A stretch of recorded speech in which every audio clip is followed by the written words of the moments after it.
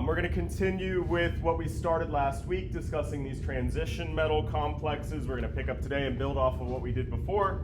So first we're going to talk about the geometry of these complexes here. So it turns out that the geometry, the shape of these transition metal complexes will fall into one of these four categories here. All right. So if you, for example, had an iron ion that formed this coordination complex with 6 water molecules, those 6 water molecules would arrange themselves around that central ion in such a way that it would form an octahedral shaped complex. Okay, so 6 ligands will form these octahedral shaped complexes. All right, if you had 4 ligands, it can actually arrange itself in one of 2 different ways, and we'll talk about how we can distinguish between which one it is. But one is just a tetrahedral, where they're all spaced evenly out around that central ion. And then one of them is a square planar, where those 4 ions all lie in the same plane, or 4 ligands rather, all lie in the same plane. And lastly, if you just have 2 ligands, they would be arranged in a linear fashion here, one on either side of your transition metal ion. All right, these shapes may sound familiar, in particular like tetrahedral, octahedral. Y'all were first introduced to these types of geometries when you talked about valence bond theory. Okay, so that was back with like Lewis structures and how are these small molecules shaped. Okay, it turns out that, you know, we talked about these atomic orbitals, the 1s2, 2s2, 2p6, that business, right? Well, when compounds form bonds, those orbitals mix together to form what are called hybrid orbitals. Okay, so an sp hybridized compound would be linear. If it gets a d orbital in there, at a d sp2, that's square planar. sp3 is a tetrahedral, and then d2 sp3 is a octahedral. And so what that means is that to form those hybridized orbitals, for example, an octahedral, it would be the mixing of 2 d orbitals, 1 s orbital, and 3 p orbitals. They all mix together to form these new shapes, an octahedral shape, right? We talked about how the s orbital was a sphere, and the p orbital was a peanut, and the d orbital was a daisy shape, right? That's what they all are individually. And then they'll mix themselves together and form these geometries here, right? So again, if you have 2 d orbitals mixing with an s orbital and 3 p orbitals, it turns out that makes this octahedral geometry. Okay, so that would be valence bond theory. All right, turns out that valence bond theory is not enough to fully explain the properties of these transition metal complexes. They are covalent compounds, just like valence bond theory is used for, okay?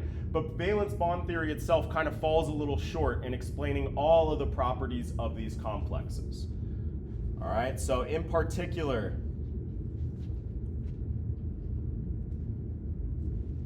the color of these transition metal complexes, okay? It turns out that these transition metal complexes are very brightly colored.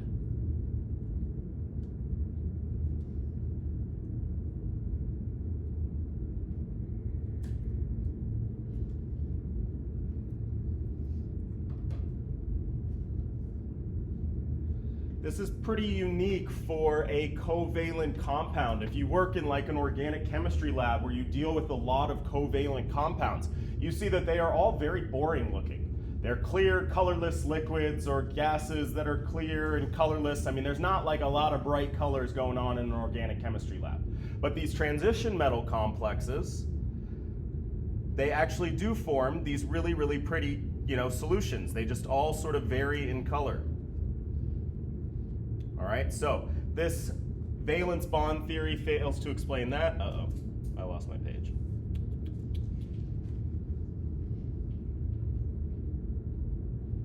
Okay, and the other thing that it sort of fails to account for is the magnetic properties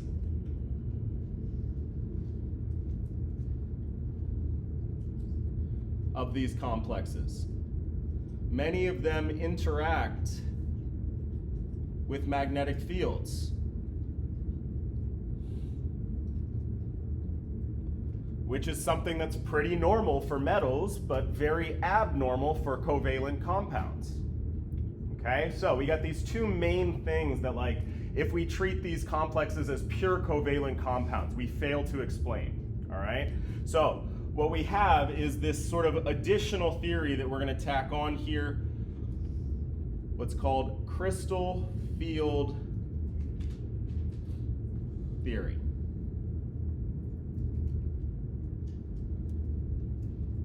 All right, and this is this extra theory that we're going to tack on to help us explain these transition metal complexes, and in particular with respect to these two properties here. All right, so let's first remember what we can do with what we've already studied thus far. So let's take an example of a transition metal complex.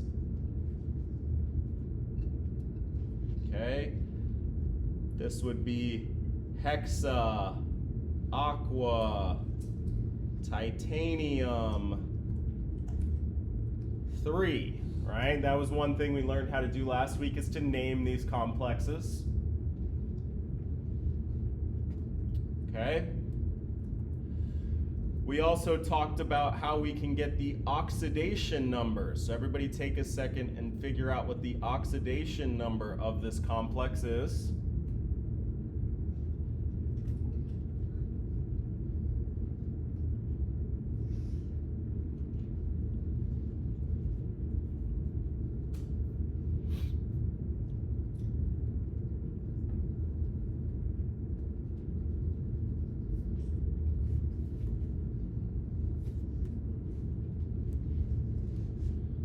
So it's actually built into the name here, right? That would be that +3, okay, because water is a neutral ligand.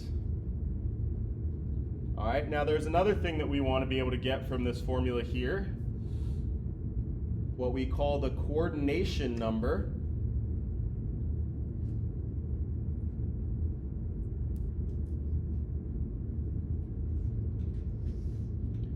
All right, that equals the number of ligands times the number of donor atoms in that ligand.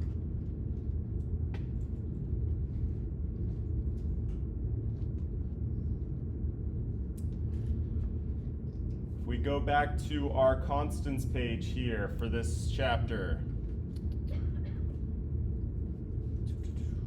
try to ignore all this here. Water is one of those monodentate ligands. It's only got one donor atom, but if we did have a bidentate ligand or a hexadentate ligand, we'd want to factor that into our coordination number. All right, so we got how many waters? 6. Each one has just one donor atom, so our coordination number for this compound here would be 6. All right, my 6 waters times that one donor atom for each water gives me a coordination number of 6. And importantly, that will point me to my geometry here, right? We said that anything that had a coordination number, had 6 ligands on it, was going to adopt that octahedral geometry. Okay, so all complexes with a coordination number of 6 have an octahedral geometry.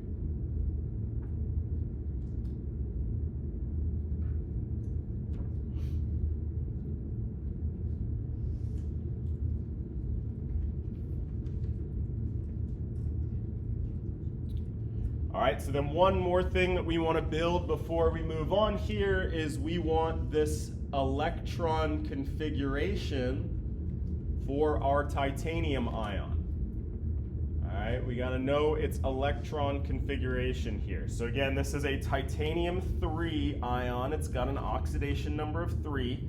It matches my complex charge because water's neutral, right? But my oxidation number is +3. So I'm going to go back, let's look at a periodic table. It's really ugly. Let me get rid of a bunch of stuff.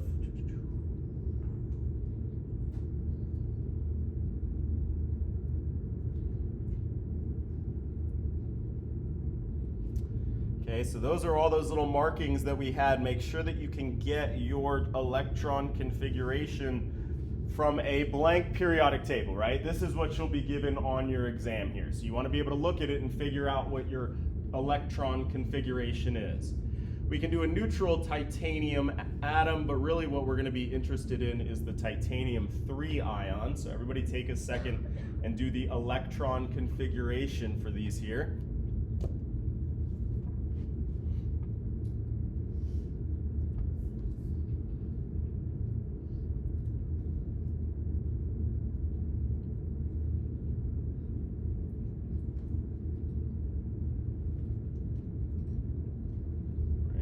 Titanium.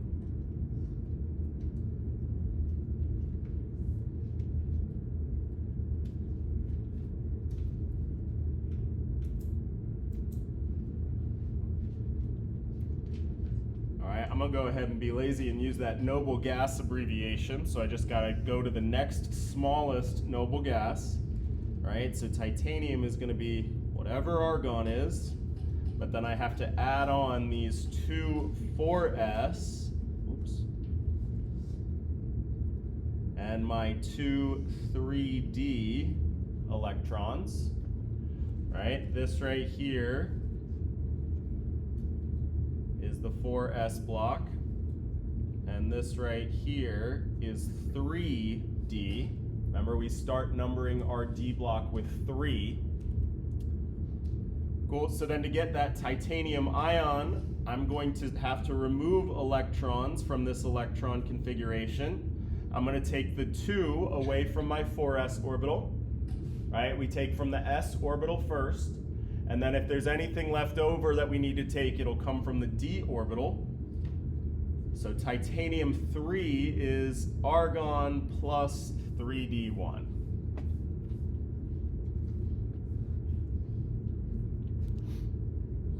All right, so it's got 1 electron left over in its valence shell. Right, those outermost electrons. All right, cool.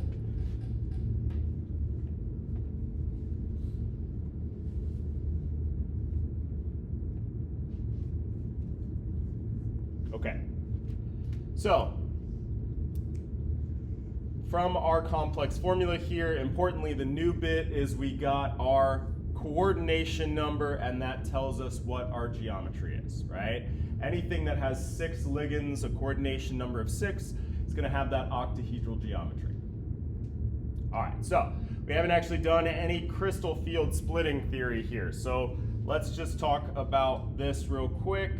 If we looked at an actual titanium ion, right, all 5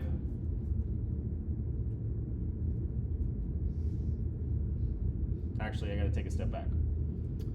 We talked about these d orbitals and how they were like these daisy-shaped orbitals, right? Okay, so one sort of level of complication that I kind of glossed over here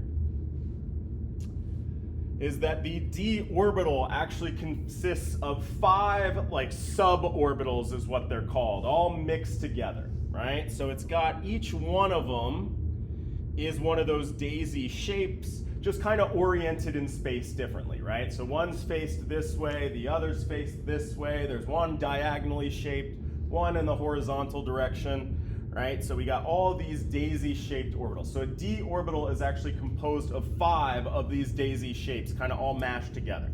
That's how it can fit a total of 10 electrons in the d orbital, all right?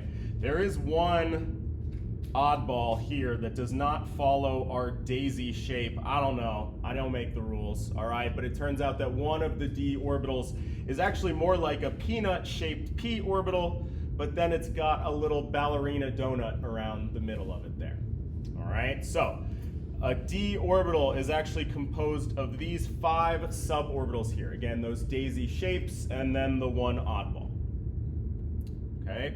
If we have a titanium ion, just a titanium-3 ion all by itself, okay, those 5 orbitals are all the exact same energy. All right, if I was to make a little plot here,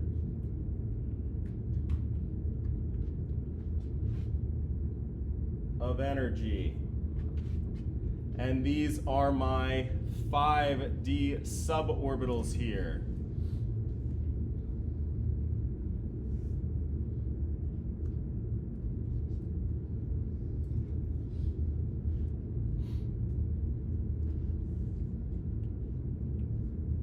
Okay, and again, this is for titanium ion when it's all by itself.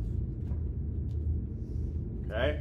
All 5 of those little daisy shapes are all the exact same energy, right? So an electron would be in the same energy level if it existed in any one of those 5 orbitals here.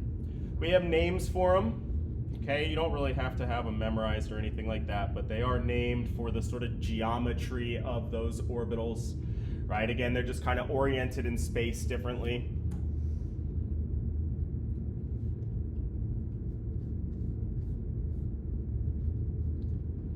But so each one of these here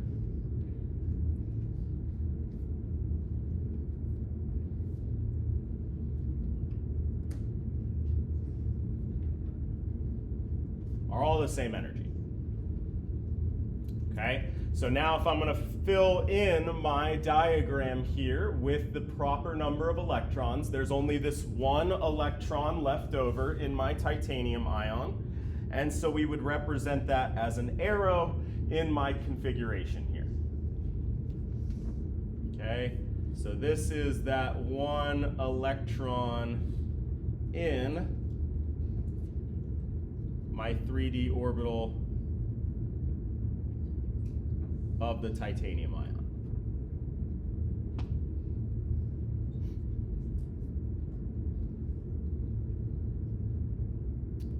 Okay, but again, we're not really talking about a titanium ion all by itself. We're talking about the titanium ion when it forms this complex with these 6 waters. All right, so now we're going to draw the electron configuration of our complex.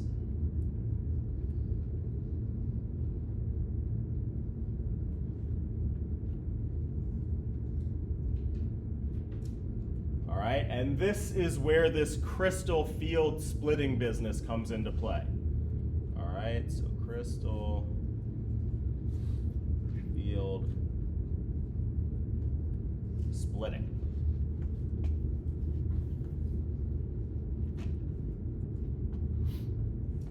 All right, we're going to take these waters and we're going to arrange them around our titanium in that octahedral geometry. All right, so if we were looking at each of our orbitals here, we're going to take a ligand. I'm just going to use a yellow dot here, and we're going to place it in an octahedral geometry around those orbitals.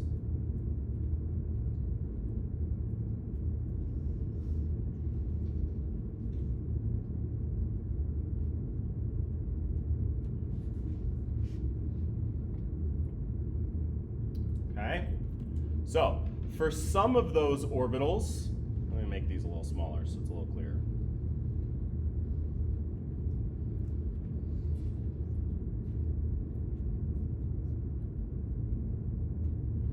Those ligands are placed in such a way that they're kind of avoiding the orbital itself, right? So they're kind of squeezed in the middle here where they're not making any sort of direct contact with those orbitals, okay? So for example, this ZX orbital, it's sort of not really being affected by the presence of those ligands there because they're kind of inserted in between those little daisy-shaped lobes. All right, but if we go to another orbital, so for example, let's take this one here, and we put our octahedral ligands around, because of the shape of this orbital here, we can see that it's making like direct contact. It is right up against that lobe of that d orbital. Okay, so the bottom line is certain orbitals here have like little to no contact. All right, so this would be a very low energy interaction. But other d orbitals do have contact with those ligands, which is then going to be a high energy interaction. So in a titanium ion, when it's all by itself, all of these orbitals have the exact same energy. But now that we've decorated them with these 6 ligands, they are no longer going to be equal energy. There's going to be a split that happens. It turns out that 2 of these orbitals are going to be high energy d orbitals, and the other 3 are going to be low energy d orbitals. Okay, so again, our ion, when it's all by itself, these are all the same energy. As soon as we put these 6 ligands around it, now we see a split. We see some of them are higher energy than the other ones. Okay, so going back to our diagram here, that's what we're going to draw. We're going to draw 3 of those d orbitals at a lower energy level and 2 of them at a higher energy. All right, so they're not all equal anymore. 3 of them are lower, 2 of them are higher. Okay, if we want to be good, we can indicate which ones they are, but not something that you have to have memorized.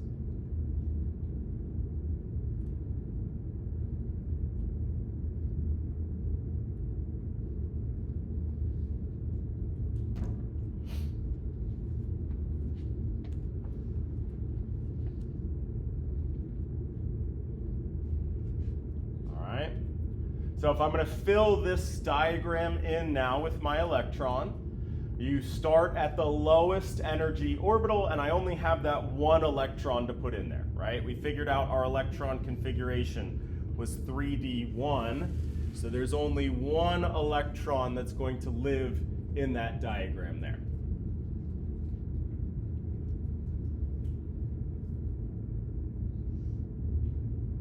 Okay? Cool. So, crystal field splitting theory is this idea that these d orbitals are no longer of equal energy, that putting those ligands around causes a split to occur. Okay? And this particular split that we see with 3 lower energy orbitals and 2 higher energy orbitals are unique to that octahedral geometry, right? It was a consequence of that octahedral geometry. So, on our constants page here for this chapter, one of the things that we see is our splitting pattern for our octahedral geometry. We'll see it's different for the other geometries. We're not there yet, all right? But this is one of the things that we have on our constants page here, and again, it reflects the splitting pattern of that octahedral geometry. All right, so going back now, we said that this theory here helps explain the color of these transition metal complexes. So how in the world does this freaking graph right here explain color? Like, what is that all about? All right, so let's take a step back and talk about the nature of color here for a second. Why do things have color? All right, we live in a very colorful world, right? So why is there, dude in the red shirt or whatever? Why is it red? Okay, so color is a phenomenon that arises when photons are absorbed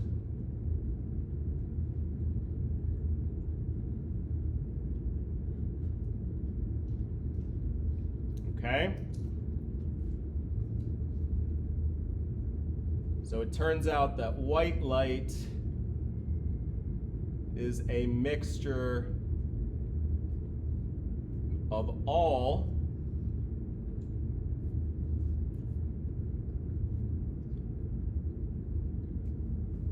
of a bunch of different photons,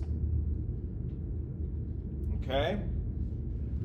When this photon from the white light above comes down and bounces off of this little blue square here, the reason why you perceive it as blue is because some of those photons get absorbed and only the rest of them make it back to your eye, right? So if every bit of photon coming down from this light bounces off of it, like in most of the screen, and it appears white, that's because you're getting everything, right? If certain photons are taken out of that mix, you will perceive it as a color. So why is this little square blue? Because the light that's coming down and bouncing off of it and eventually back to your eyes is absorbing some of those photons out of that light. Okay, so that's where color comes from in general. Our eyes are just very, very sensitive detectors that can tell if there are any wavelengths missing from what's coming at us. Okay, so that's where color comes from in the first place. So then how the heck does this diagram up here explain color? Well, why are photons being absorbed in the first place? First of all, this is just kind of really cool. In general, the universe is made of a lot of particles that we don't interact with at all, like muons, all sorts of high energy crap that's just beaming at us from the cosmos, right? And it just passes right through us. We have no idea, because what we're made of, the protons, the neutrons, the electrons, they don't interact with those particles at all. Right? So you're getting bombarded with like cosmic radiation right now and you have no idea because it just doesn't interact with what it is that we're made of. Photons are kind of special. They do interact. They are their own type of particle, but they're kind of special in that they do interact with protons, neutrons, and electrons. They do interact with what we're made of here. And how do they interact? Okay, so why are photons absorbed? All right, photons are absorbed when electrons are excited from lower energy to higher energy orbitals.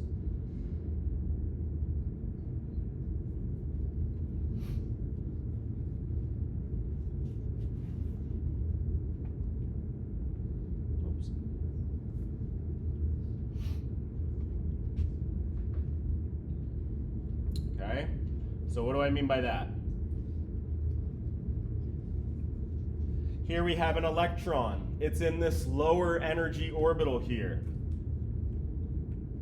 What happens when this photon, we're going to use HV to represent a photon, very common sort of variable usage in chemistry. This photon is going to come and hit that electron, and it's going to excite it, bump it up to the next higher energy orbital. Right? So what happens is what we call an excitation. This is where the photon is absorbed.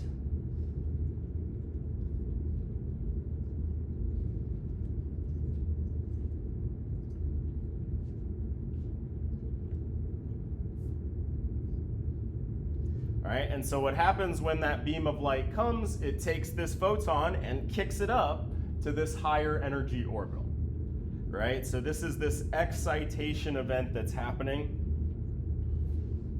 where we've promoted this electron from a lower energy orbital to a higher energy orbital.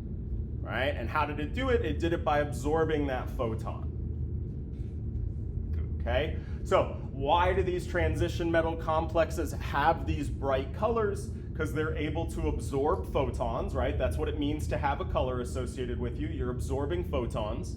And how do they absorb photons? Because there's this split in the d orbital energies, and you can have electrons that are kicked from one lower energy orbital to a higher energy orbital, right? So that's where the nature of color comes from in these transition metal complexes. All right, because they have a splitting in these orbitals, then they can have the potential to have an electron be excited to that higher energy level. Eventually, this dude doesn't stay here. It relaxes back down, usually emitting just like heat in the process, right? So they don't stay up in that excited state. They'll relax back down, and when they do, they just kind of give off a little bit of heat in the process.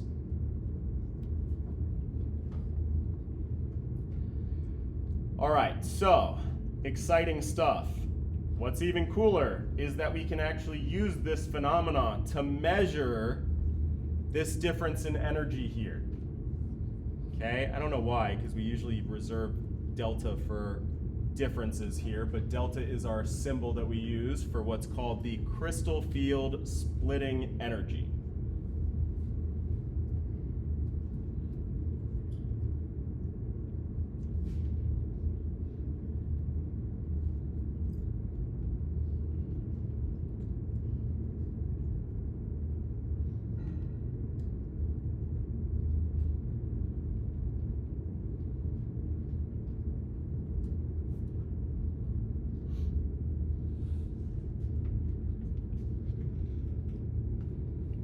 right? There's a difference in energy between those lower 3 and those higher 2, right? That's why there's a split. We can actually measure what that difference is. We can measure the difference in that energy because the energy of that photon that's absorbed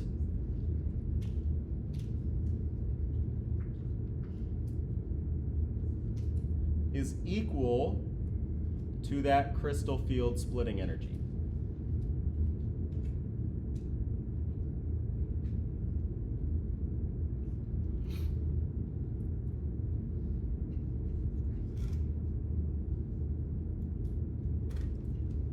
It's not every photon that's being absorbed, okay? When that's the case, you perceive it as black, okay? So if you perceive some pretty color like blue or pink or something like that, it's not all the photons that are being absorbed. It's a select one from the group, okay? And so how is it able to just pick out one? Because the energy of that photon has to exactly match that gap in our crystal field splitting diagram here. All right, so it's only going to be one type of photon that gets absorbed, and the energy of that photon is really specific. It's equal to the energy of that crystal field splitting. And thanks to Einstein, we have this very simple relationship between the energy of the photon and its wavelength. It's equal to Planck's constant times the speed of light divided by lambda, which is the wavelength of the light.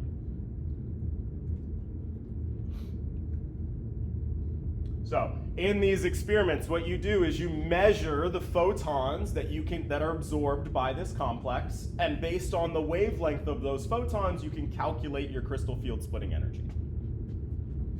All right, so again, our variables here, this is what's called Planck's constant.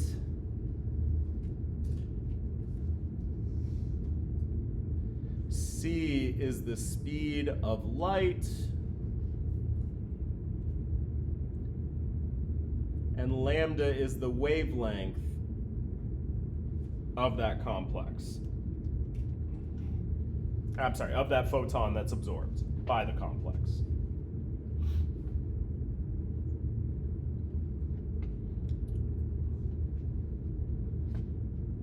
All right, so it turns out that our titanium hexa-aqua, or hexa-aqua titanium 3, absorbs the 500 nanometer wavelength, right? So if you take your sample and you shoot it with a bunch of different photons, it's going to selectively absorb one from that bunch, and that wavelength is 500 nanometers.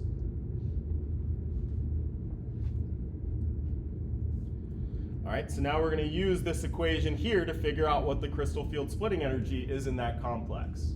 All right, we need the values of these constants here, Planck's constant and the speed of light. H, and this is of course all on your constants page. This isn't something you have to have memorized.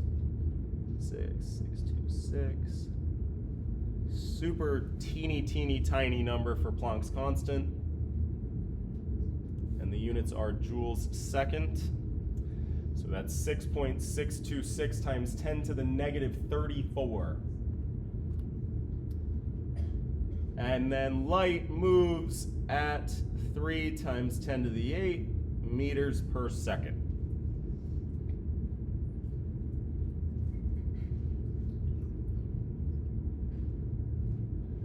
All right, and then lastly, to kind of like square away our units here, right? In my units for C, I have meters.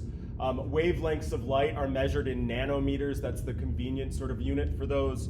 So we also just need to know the fact that 1 nanometer is equal to 10 to the negative 9 meters.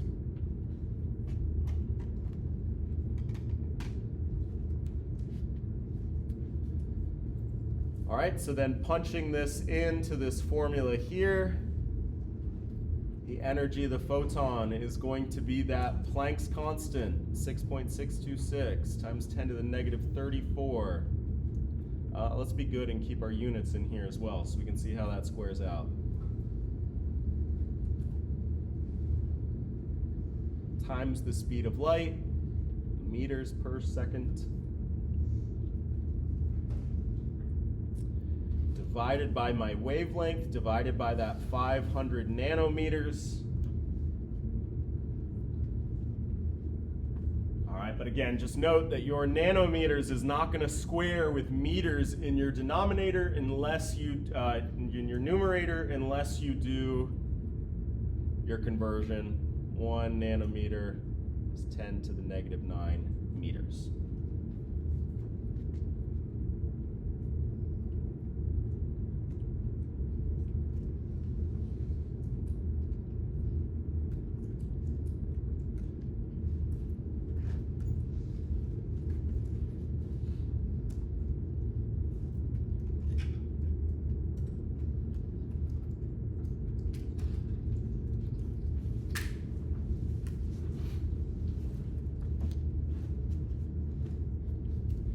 Okay, so punch that all into my calculator. I'm going to remember to put my denominator here in parentheses so I don't mess up my order of operations. All right, but I get a teeny number, 3.976 times 10 to the negative 19. All right, what are my units? Yeah, right, so first of all, it's energy, so I should have units of energy, so joules checks out. All right, but let's just see from our math here. Nanometers cancels out, meters cancels out, seconds cancels out, and so indeed I'm left with joules. Okay, importantly, these are the joules per a single photon, right? Just one single photon. That's why it's such a teeny tiny number in terms of your energy there.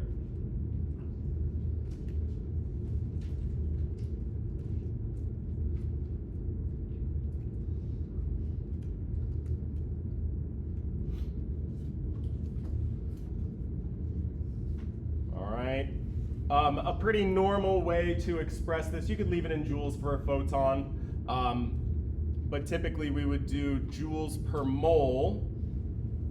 And so you would just take your energy of your single photon and multiply it by Avogadro's number, that's 6.0221 times 10 to the negative 23.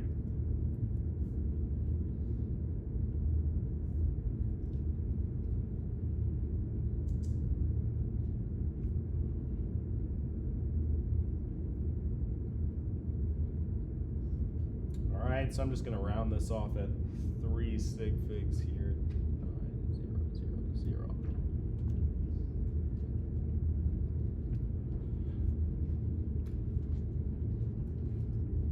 9,000. Okay, but again, our experiment told us what that wavelength is that titanium complex absorbed.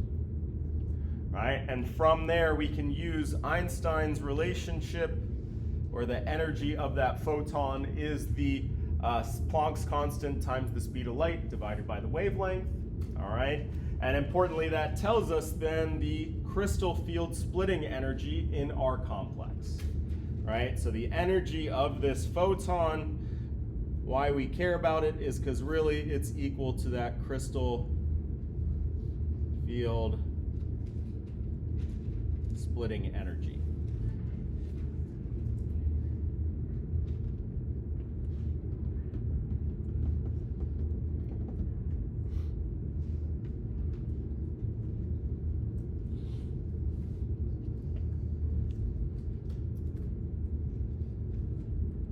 Okay, so then the last thing that we want to be able to do, and we're going to be using our constants page for this, is we know that this complex absorbs at 500 nanometers. Okay, so then what's the color of it? Like, what would it look like if I was looking at a titanium hexa-aqua titanium 3? Okay, we can figure that out from this value here, looking at our constants page and this little color wheel here. Okay. So we said that TiH2O6 plus 3 absorbs 500 nanometer photon. Okay? So that would be right here in my little wheel here, right? So notice how on the outside I have these wavelengths, Okay, so if I'm following my little scale here, 500 nanometers is right here, about. All right, so, and this is kind of weird, but where you absorb on this little spectrum here, what you actually observe is the complement. What's on the other side of your wheel. Right? So your observed color is the complement, the opposite side of the wheel of where you're absorbing. Okay, so our observed color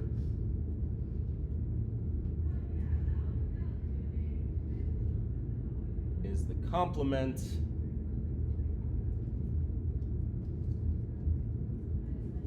of where that photon is absorbed.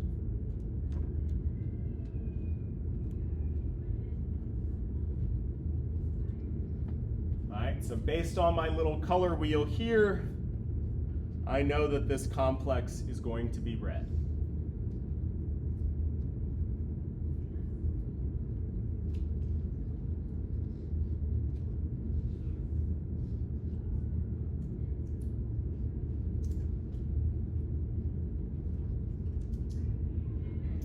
All right, so then what if I took a very similar complex here? I took my titanium-3 ion and I made a an octahedral complex with it, but this time I'm going to use iodide ions instead. So same oxidation state, same transition metal, same geometry, I've just changed my ligand. All right? So we're going to take our titanium-3 and change ligand to iodide.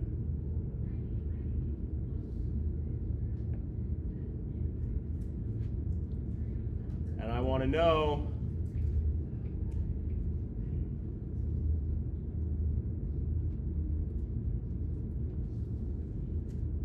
what is the color of this complex?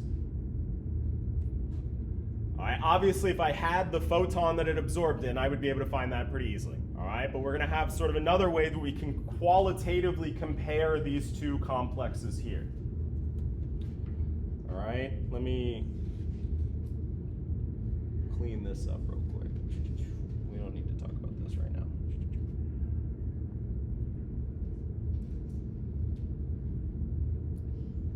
All right, so in order to figure this out, we have to look at the last component of our constants page here, what's called the spectrochemical series. And you can see this is a ranking of all of those ligands that we talked about in our transition metal complexes. Okay, so we're going to compare water and iodide here, right? Two ligands on our spectrochemical series. So how are these ranked here? These are ranked in terms of the magnitude of that crystal field splitting energy. It turns out that different ligands will split that d orbital to different degrees. Okay? So the lowest crystal field splitting energy is over here on the iodide side. Right? Iodide will cause the smallest split in that d orbital. And the largest crystal field splitting energy is over here at this end, right? So that cyanoligand will cause a really large split in that crystal field splitting energy, right? In that d orbital.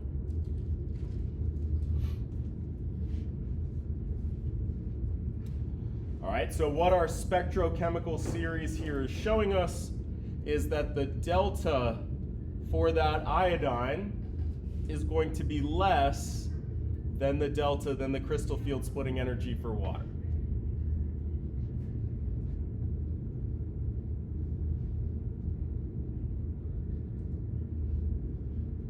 Okay, so then if we do that experiment, we do that what's called a spectrophotometer experiment. The energy of that photon for the iodine complex is going to be less than the energy of the photon that's absorbed when water is the ligand. Right? Because remember, the energy of that photon is just simply equal to that crystal field splitting energy.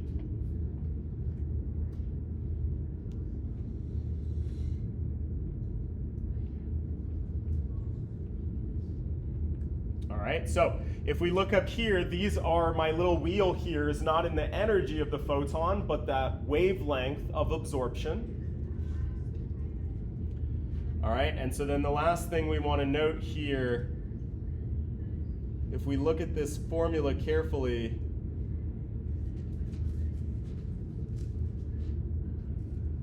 all right, remember lambda is our wavelength.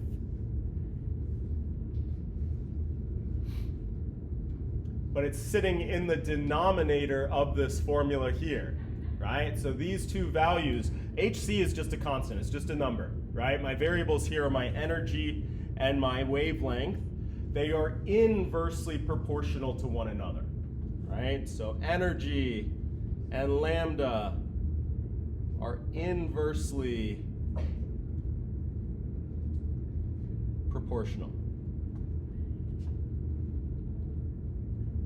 So that means as the energy goes up, lambda goes down and vice versa, right? Inversely proportional with one another. So if I know the energy of my photon for my iodide is less than that of water, the relationship between those wavelengths is going to be the inverse, right? It's going to absorb at a larger wavelength. So lambda of the iodine is going to be greater than lambda of water because E and lambda are inversely proportional.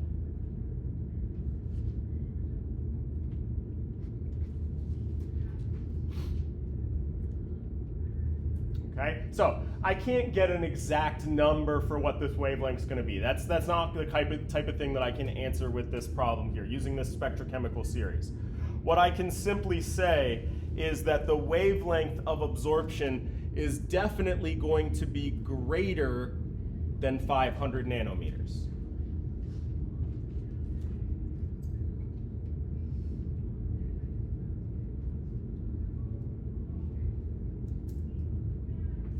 Right, so if this is where my TiH2O complex absorbed, my iodide complex has to absorb somewhere greater than that, right?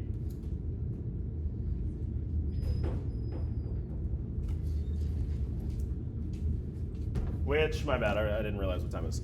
Which means that it's gonna have to be like, you know, violet or blue or maybe green, right? But it's got to absorb at a wavelength larger, and then what you'll see is the complement. Cool.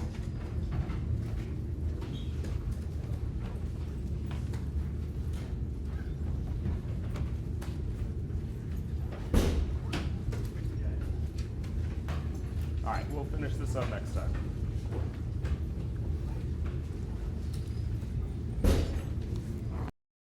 So everybody take a second and copy down the formula of this transition metal complex here. And then I'm going to put up our constants page so we can practice getting the name of this complex.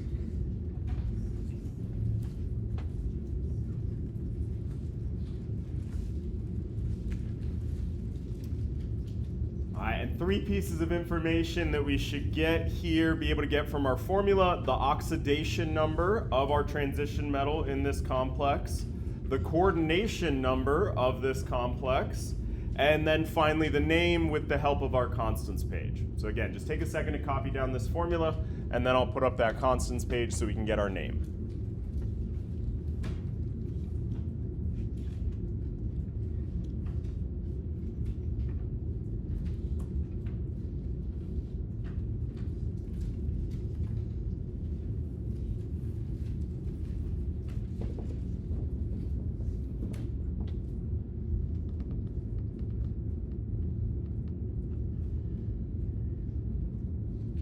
I guess I could just write it down over here as well, huh?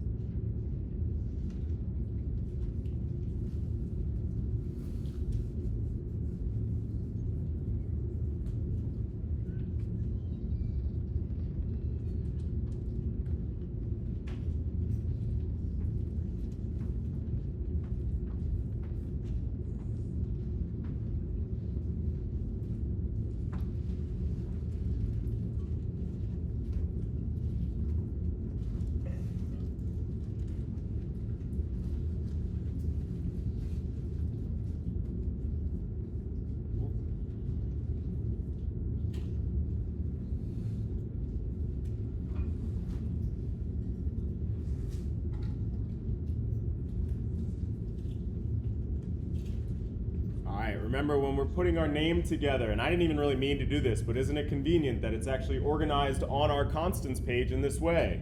The first thing that comes is that prefix, how many ligands you have, followed by the name of that prefix, of that ligand, and then finally your metal ion.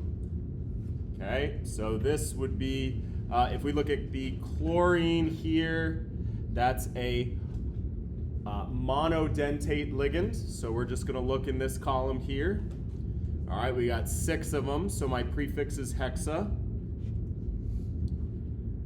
So hexa, the name of this ligand, a chlorine, we call a chloroligand. Hexachloro. Okay, and now I need to name my transition metal here. Which column am I going to use? Is this complex a cation or an anion?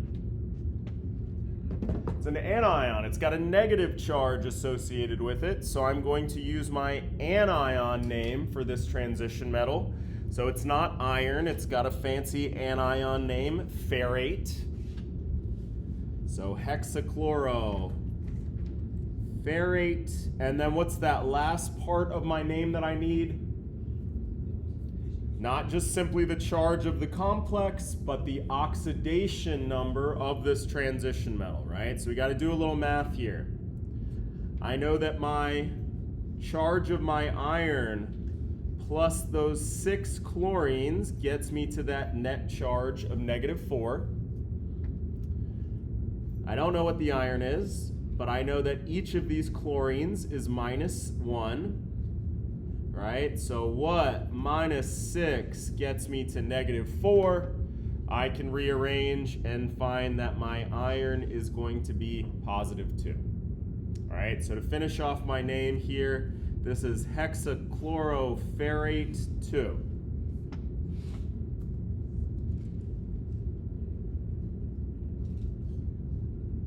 Okay.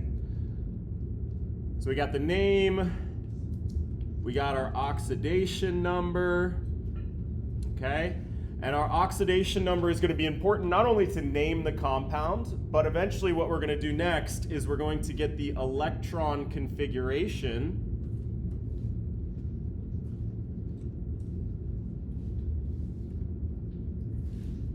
for that iron ion. So I need to know what the charge on that ion is, right? So that oxidation number, not only is it important in our name, it's also going to be important in determining the electron configuration.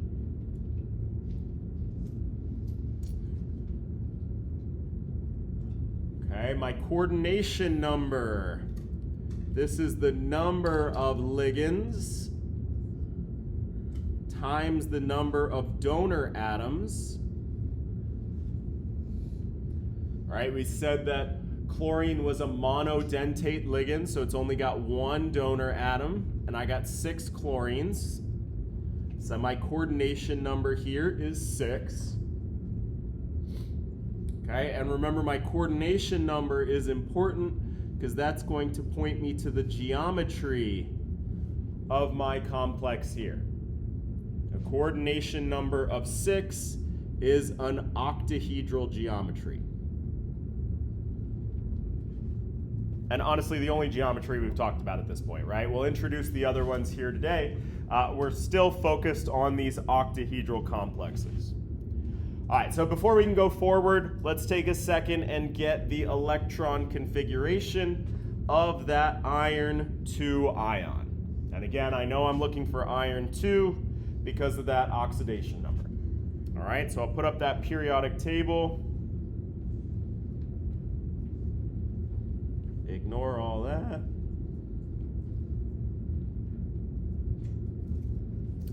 Cool, and while you're still sort of getting good at it, it often helps to first get iron when it's all by itself, and then you can get the iron 2 ion by removing 2 electrons from that electron configuration of the neutral iron atom. All right, so everybody take a second, see if you can't get me the electron configuration.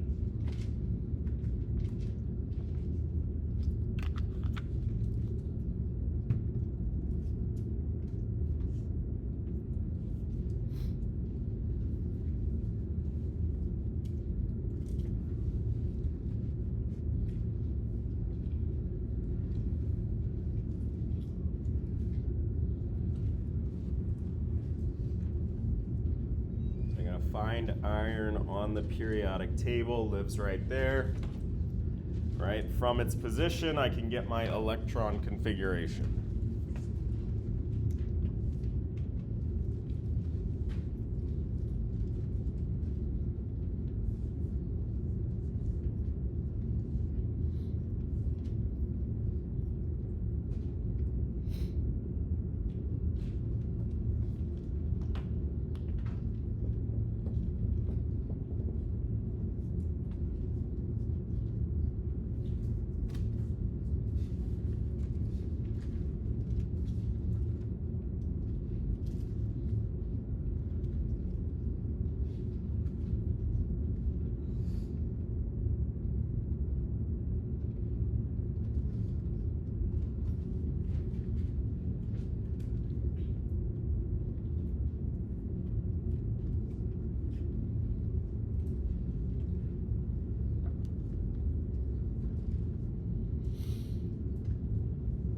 All right, so I'm going to do the neutral iron atom first.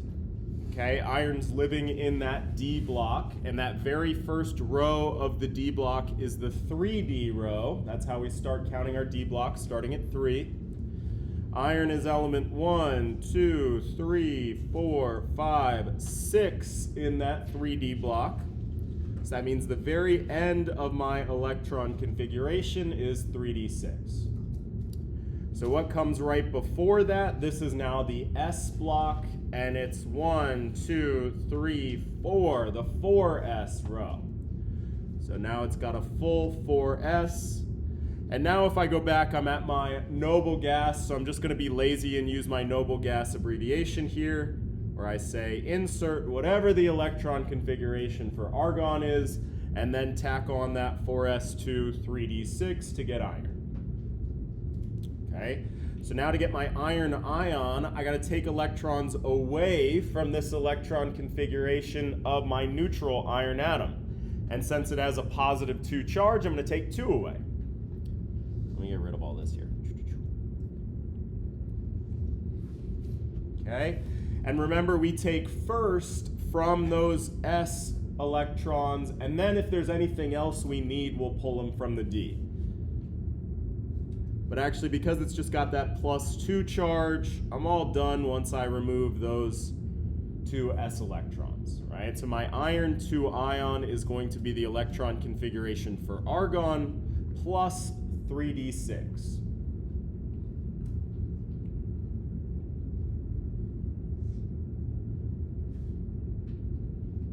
All right, cool. So now we have our electron configuration here. So now we can build those diagrams that we were introduced to last class. All right. So first we're going to build the diagram for just iron, the iron ion when it's all by itself. Right. So we have a y-axis here of energy, and we're talking about the iron 2 ion when it's all by itself. Okay, that d orbital consists of 5 suborbitals. 1, 2, 3, 4, 5. And when you have the iron ion all by itself, they're all at the same energy level. Okay, they do have names. I really don't care if you know the names, but I'm going to be good and label mine.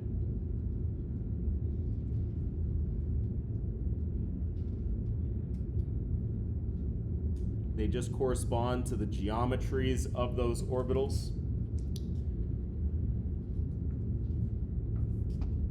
Okay, and in the previous example we just had 1 electron, right? So we just put that 1 arrow in that first box and we called it a day. All right, now we got, how many electrons are we going to fill into this diagram now? Now we have a total of 6 electrons that we're going to put in, right? I get that from my electron configuration. That's why we got our electron configuration. Okay, so we have to take a step back and we have to talk about the filling rules for these electron configurations.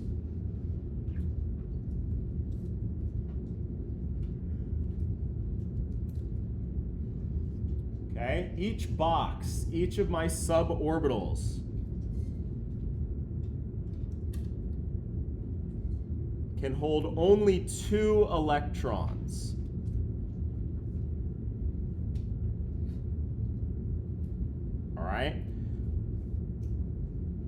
one we would call spin up. So we represent that with an arrow pointed up. And then one is spin down. We would represent that as an arrow pointing down. Okay? This is just this very weird property of electrons that kind of fell out of quantum mechanics.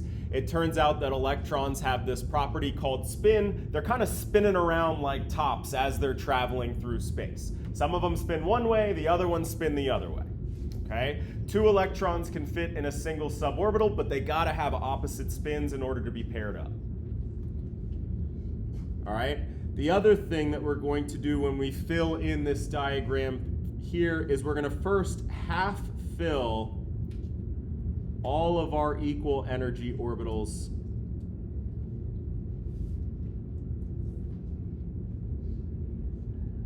before we go back and double up, right? So each box can fit 2, but the first thing we're gonna do is half fill everything, and then we'll go back and fully fill.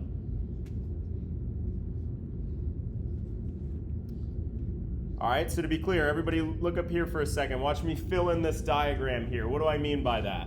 I'm gonna go through and I'm gonna half fill. I got 6 electrons to spend, right? I'm gonna go through and half fill everything first. Right, that takes care of 5. I got 1 more, so now I'll go back and double them up.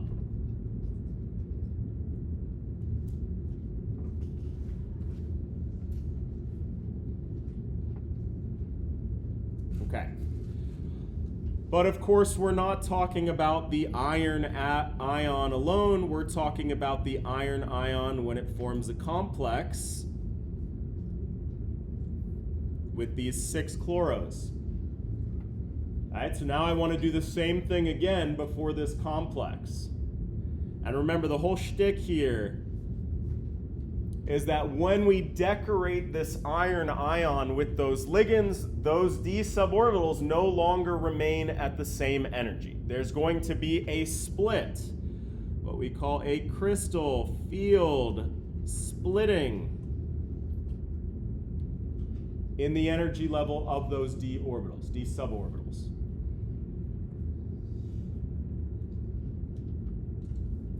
Okay?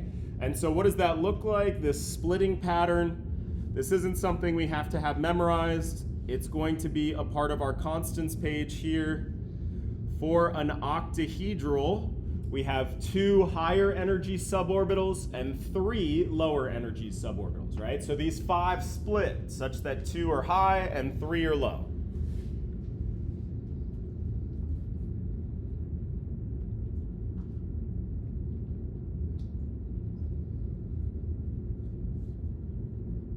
Okay, so I got 2 up top.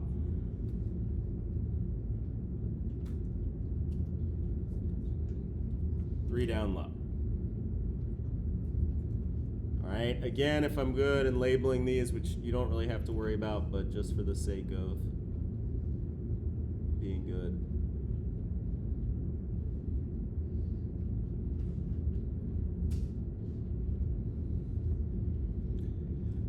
All right, and I gotta fill in this diagram here, right, with those 6 electrons. Okay? Before we do that, we are gonna go back here and we gotta talk about this other section of our constants page down at the bottom. We introduced this last time. This is what was called the spectrochemical series, right? It's got all these ligands ranked from lowest to highest. And specifically, what am I ranking them in terms of here? This is in terms of their crystal field splitting energy, right? This is what we use for delta, crystal field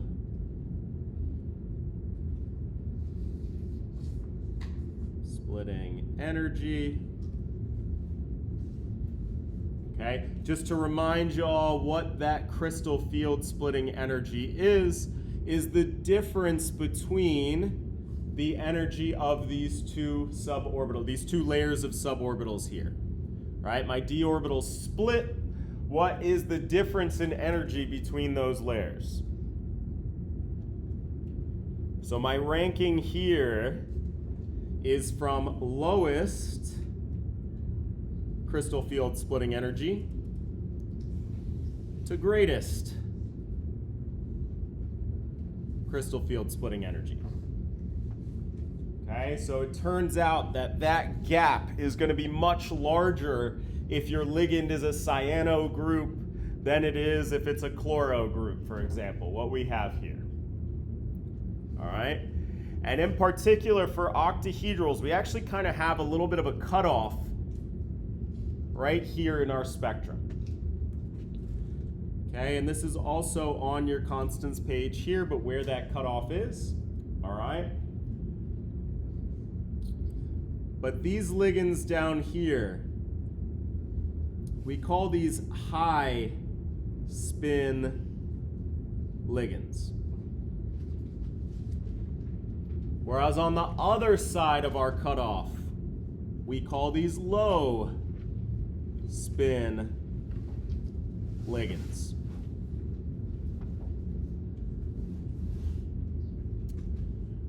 All right, and depending on what we have, depending on whether we have high spin ligands or low spin ligands, it's going to influence how we fill in that diagram. Okay, high spin ligands have a very small crystal field splitting energy. All right, so in terms of our filling rules for our diagram,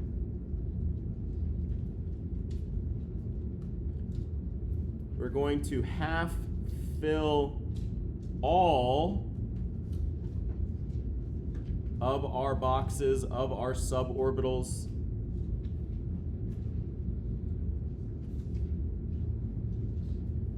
before going back and doubling up.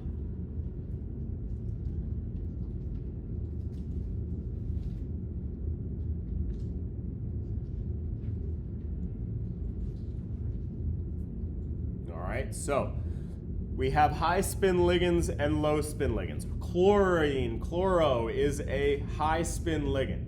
All right, so let's focus on that first. How are we going to fill in our electron configuration diagram for this complex with a high spin ligand? We're going to go through and half fill all the boxes first, and then we'll go back and double up. Very similar to what we did before. Okay, so again, I got 6 electrons to put in this diagram here. I'm going to half fill all of my boxes first, and then go back and double up.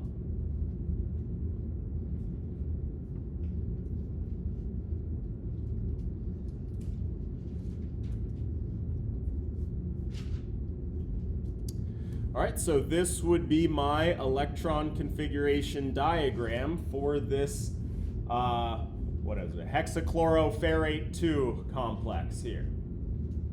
All right, again, we had a high spin ligand, so we're going to half fill all of those boxes first.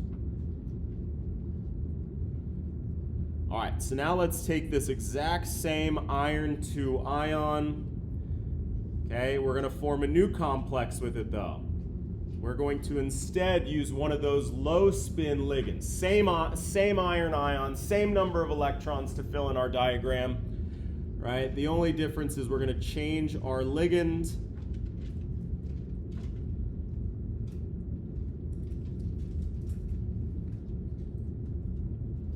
All right, Cl is high spin. That cyano group is low spin.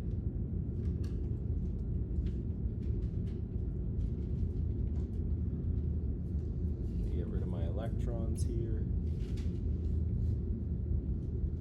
Okay, so first of all, what does it mean to be low spin? What does it mean to be really high up on that electrochemical series? Is that this gap is now much larger for this particular complex, right? My high spin ligands, they have a smaller crystal field splitting energy than those low spin ligands. So just literally the distance in energy, I guess I gotta be good and put an axis on this here. right? The distance, the difference between these two, that crystal field splitting energy is much larger for those low spin complexes.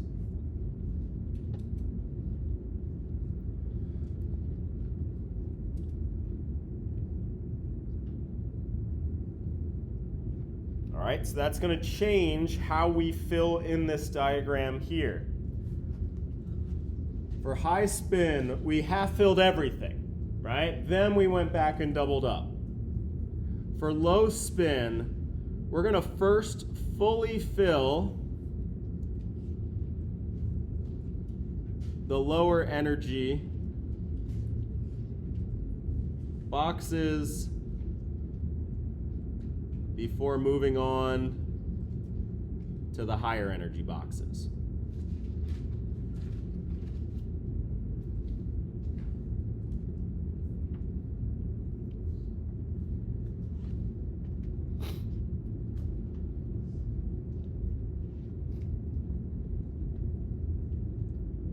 All right, so again, we got high spin and low spin ligands, and we're going to fill in our diagram differently depending on which ligand we have.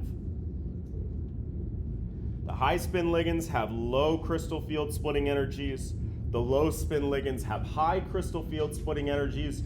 And because of that, we're going to end up fully filling in that bottom row before we move on. If we have any left over, we'll move on to the higher energy. All right, so what does that look like? I'm going to fill in this bottom one, so I'm going to half fill everything. But now before moving up, I'm going to go back and fully fill this row. 1, 2, 3. And now I'm done. Now I'm out of electrons, right? So we can see we get different diagrams here for high spin ligands versus low spin ligands.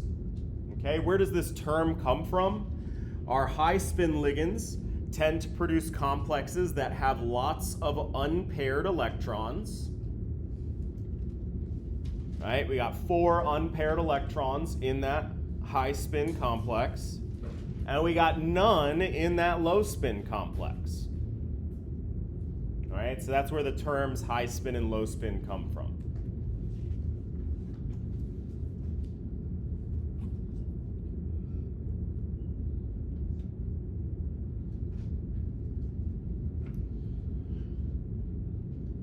Okay, and so if you remember back at the beginning, I talked about like why we had to introduce this crystal field theory here, because it helped explain properties that were unique to these complexes that other covalent compounds didn't have. The first one was color. We talked extensively about that last class. The other one were the magnetic properties of these complexes. And it turns out that the magnetic properties of a complex is just simply equal to the number of unpaired electrons in that complex. Unpaired electrons interact with magnetic fields, paired electrons do not, right? So because of this crystal field splitting, I can explain why one of these iron complexes interacts with the magnetic field and the other one doesn't, something that we wouldn't be able to do without that crystal field splitting theory, okay? So we talked about color and magnetic properties. That's what's crucial to this crystal field theory. All right, and again, by magnetic properties, I really mean the number of unpaired electrons that we see in those complexes. All right, we can just note, because unpaired electrons interact with magnetic fields.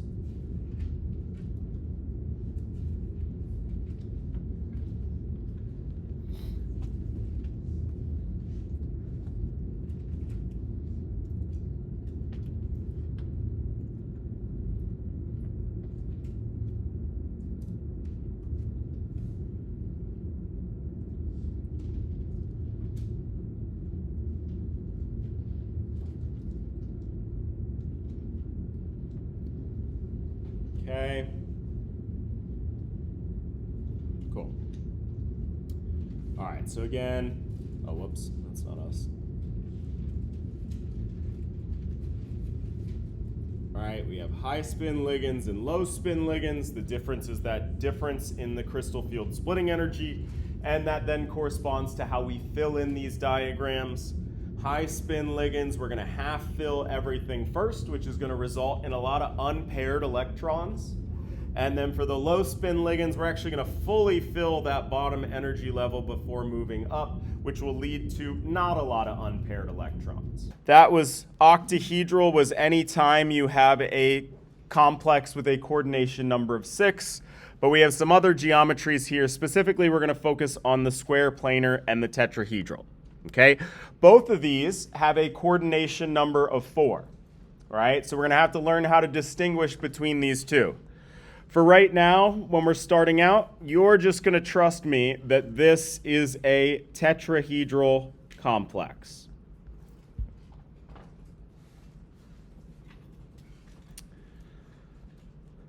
So we got COBr4 minus 2.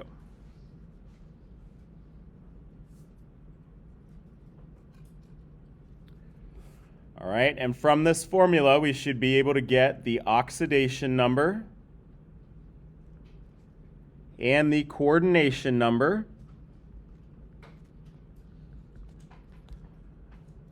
All right, and then for the sake of practice, I want you all to name this complex as well. So everybody just take a second to copy down this formula, and then I'll go to our constants page that we use to name these compounds.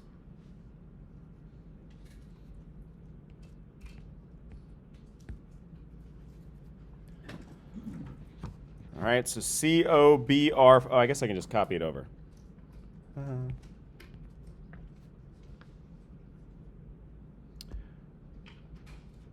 Cool. So here is our constants page, and we're going to name this compound here.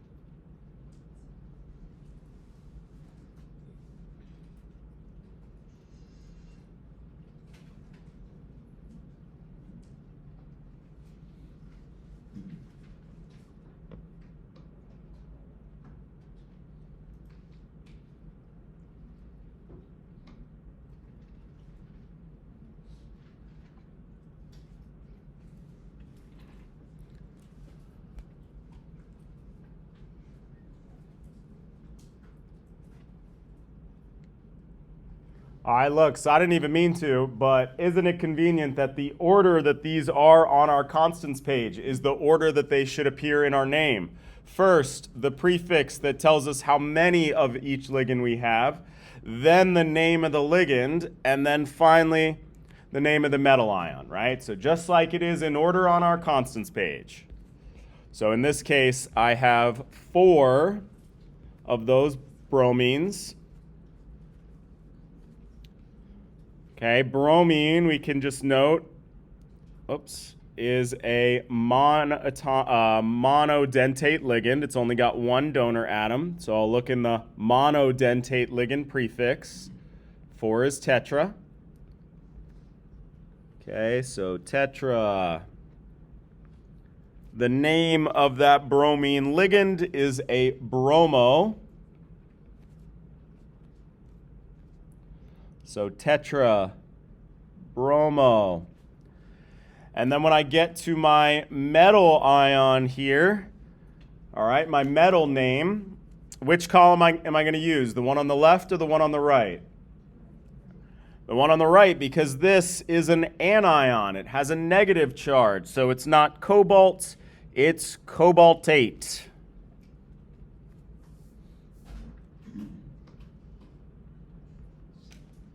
Running out of room. Okay.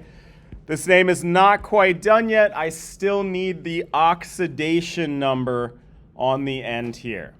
Okay. So oxidation number. We'll do that here. Oxidation number. I have my cobalts plus those 4 bromines gives me that net charge of -2. Each bromine has a charge of -1 according to my table here.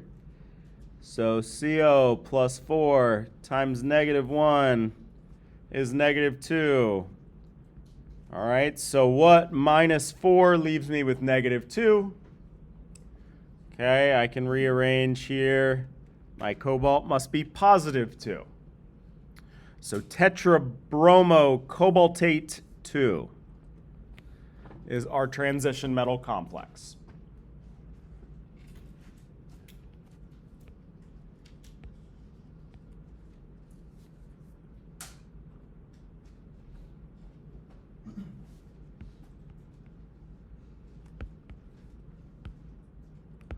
All right, and again, we just determined that our oxidation number was 2. And then what's the coordination number for this compound? 4. And again, for right now, you're just going to trust me that this is a tetrahedral.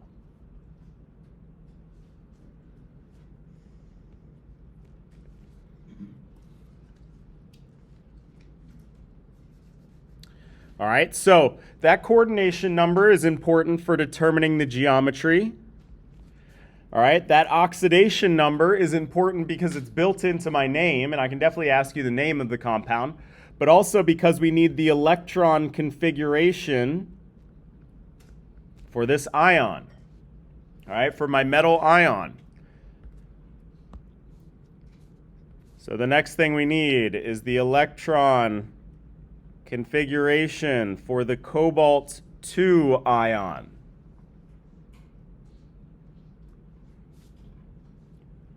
All right, and we'll need to look at our periodic table for that.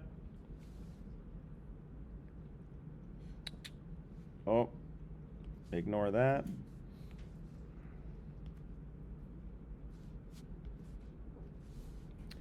Okay, so take a second to give me the electron configuration for cobalt, the cobalt atom when it's all by itself, as well as then the cobalt ion, the cobalt-2 ion specifically.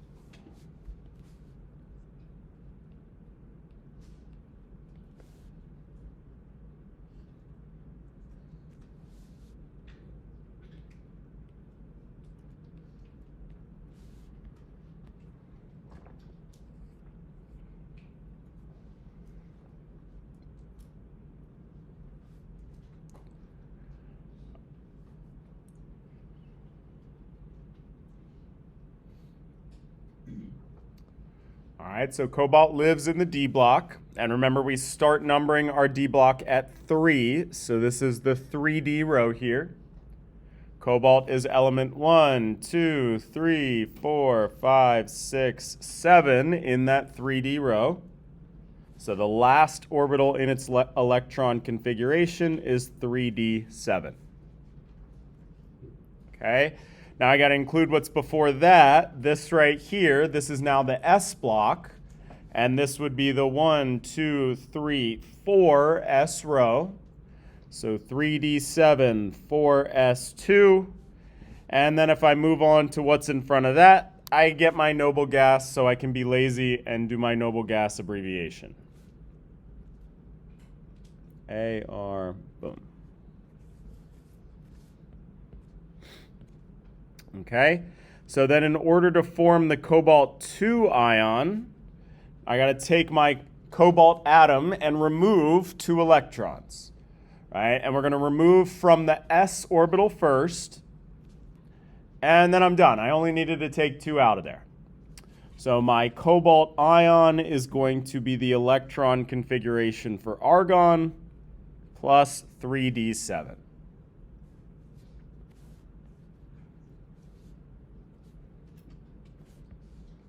All right, and as we saw before, this is going to be necessary because it's going to tell us how many electrons we're going to fill into that diagram there. We're going to need to put a total of 7 electrons in our diagram.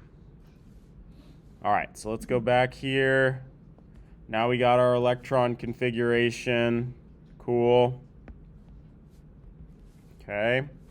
First, we're going to build the electron configuration diagram for cobalt when it's all by, for the cobalt ion rather, when it's all by itself.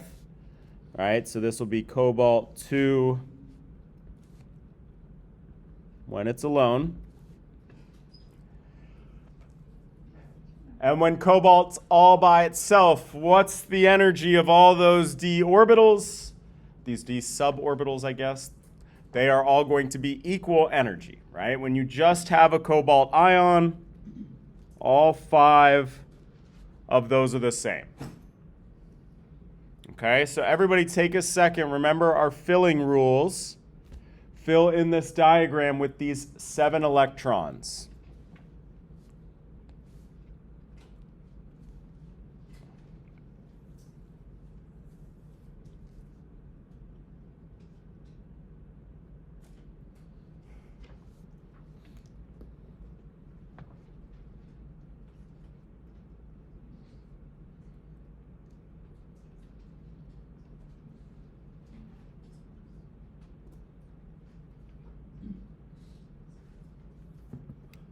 All right, so remember we got to go through and half fill everything first. So 1, 2, 3, 4, 5. Then we go back and double up 6, 7. And remember when we go back and double up, our electrons have to be spinning in the opposite direction. All right? Electron spin, super weird property that kind of just falls out of quantum mechanics. It turns out that particles have a spin associated with them. While these things are zipping around in space, they're also kind of like spinning around like corkscrews. Some electrons spin one way, the other ones spin the other way. The only way that you can pair them up together in the same orbital is if they have opposite spins. Okay, why do they spin like tops? Who knows, right? Cool. All right, so again, we're not really concerned about the cobalt ion when it's all by itself. We want this cobalt, this tetrabromo cobaltate 2 complex. All right, so we want to draw our electron configuration diagram for our complex. And just like we saw before, when this cobalt ion forms this complex, we see this crystal field splitting.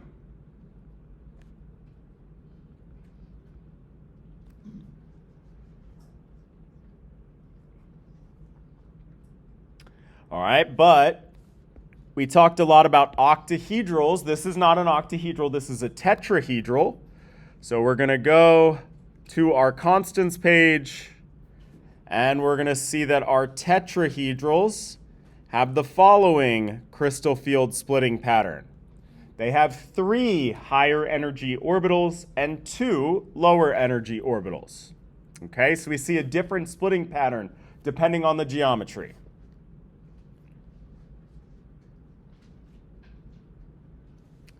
All right, so when I draw my empty diagram here, I'm going to have 3 higher energy orbitals and 2 lower energy orbitals.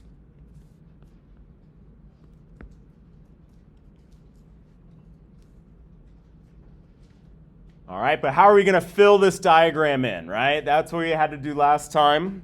So we got to talk a little bit about tetrahedrals for a second.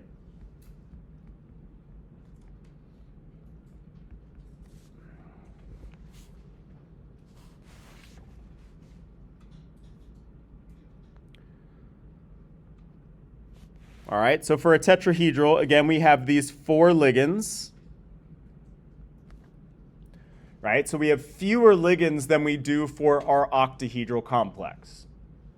All right, so not only that, but they're also all evenly spaced, right? All evenly spread out. A tetrahedral is the geometry that you get when you try to arrange 4 things around a central atom such that the distance between them is equal, right? So these are all perfectly evenly spaced around that central atom. So because of that, because we got fewer ligands and they're all nice and evenly spaced, for all tetrahedral complexes, we have a relatively small crystal field splitting energy.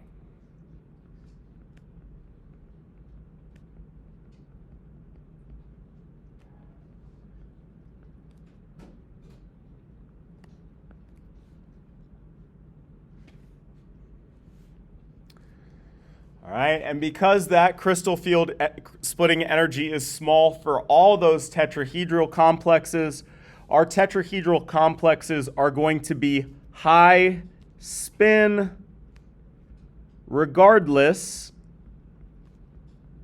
of the ligand. So I don't have to worry about some ligands being low spin and some ligands being high spin. If I have a tetrahedral geometry, I'm always going to fill it in this high spin pattern. All right, all tetrahedral complexes, regardless of ligand, are high spin. Okay, so everybody take a second then and fill in this diagram in a high spin fashion. What do I mean by that?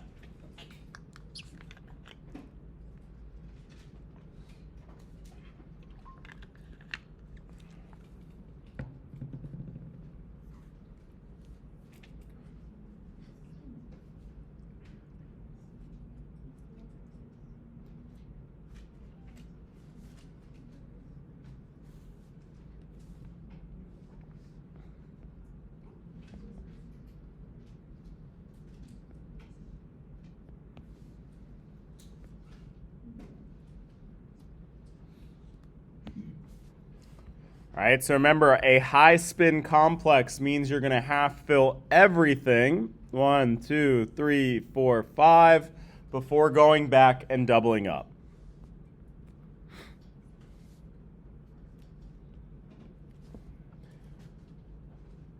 All right, and again, this helps to explain the magnetic properties of these complexes because I have these unpaired electrons, and unpaired electrons interact with a magnetic field.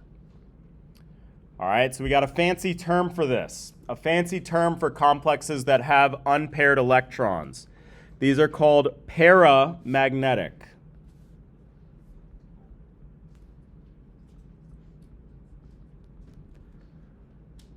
Paramagnetic means it contains unpaired electrons, which again means that it does interact with the magnetic field. Whoa, went a little crazy.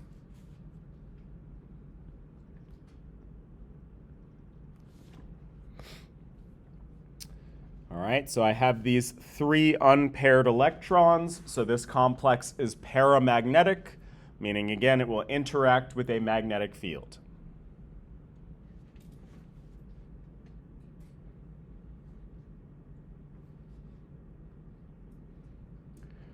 All right, so we had this complex with a coordination number of 4, and for right now, you're just going to trust me that it's a tetrahedral, okay?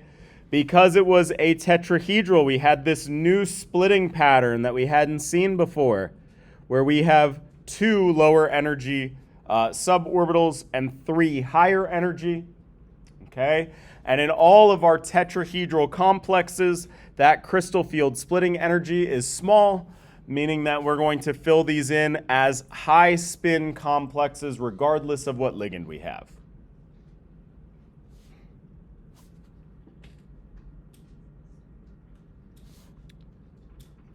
All right, so we got one more to cover.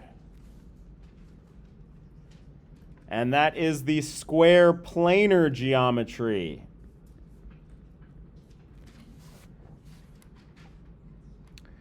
Okay, just to go back and put a visual on it real quick.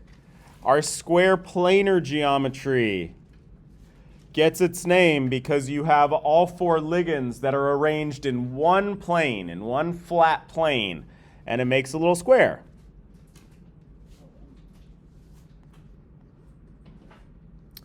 All right, so again, to start out, you're going to trust me that this complex is square planar, and then I'll tell you how I figured that out. So first of all, we got nickel,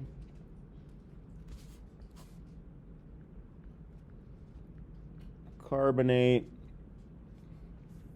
2 of them, -2 charge. And again, we're going to get the oxidation number, the coordination number, and for the sake of practice, we're going to name this complex as well.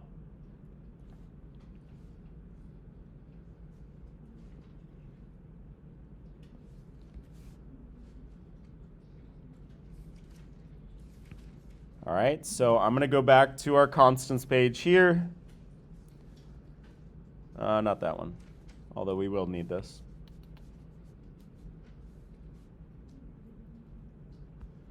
This one here. Let's get rid of all this.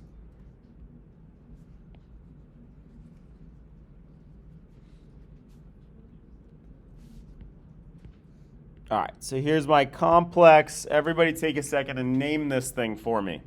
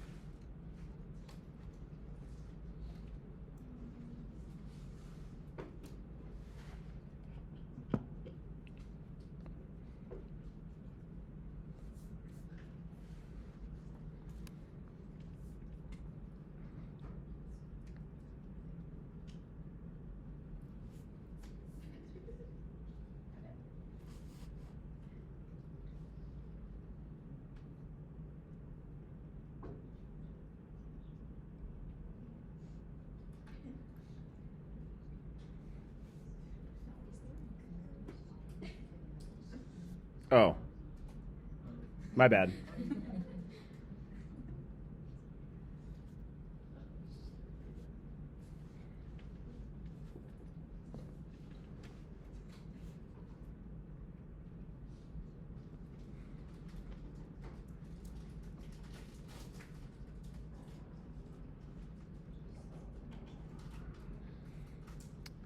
All right, now what makes this one a little bit trickier is that our carbonate ion here is a bidentate ligand. So I need to look for my polydentate ligand prefixes. And 2 is a bis.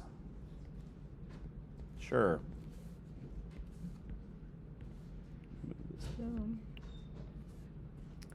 Okay, so this is bis. And then we're going to name our ligand here, probably one of the cooler ones, carbonato. All right.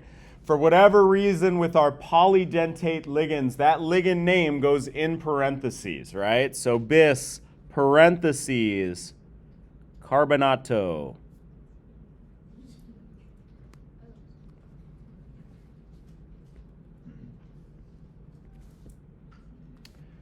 And then we got to include our metal ion name. Am I going to use its anion name or its metal name? Anion name. So this will be the nickelate. So bis, carbonato, nickelate. All right, and then we need to do the oxidation number. So let's do our oxidation number over here. We got whatever nickel is, plus 2 times whatever that CO3 is equals that net charge of -2. If I look here at my formula, my carbonate has a -2 charge. So nickel plus 2 times -2. So what? -4 leaves you with -2. 2. So bis carbonato nickelate 2.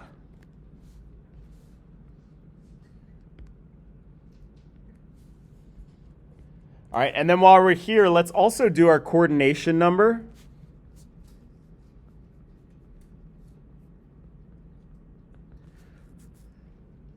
Okay, because again, the fact that this is a bidentate ligand is something we have to take into consideration here. Our coordination number is the number of ligands times the number of donor atoms. So I only have 2 of those carbonatos, but each one contains 2 donor atoms. All right, so that's why my coordination number for this complex is 4.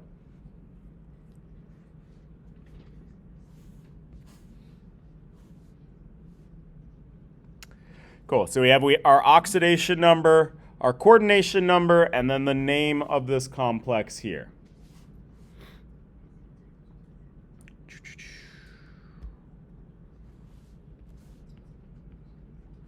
Oh, you can go away.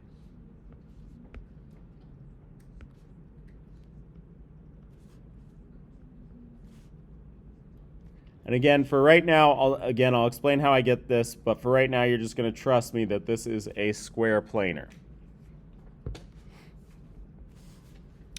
What's the next step? What are we going to need next? The electron configuration.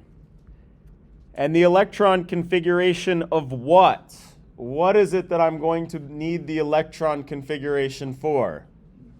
Nickel with what charge? That +2, that oxidation number.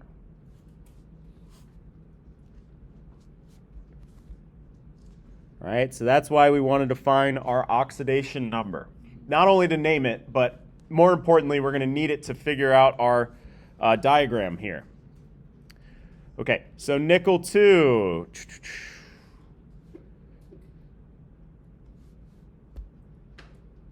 Go to our periodic table. We'll do both nickel and nickel 2 here. So everybody take a second. Give me my electron configurations.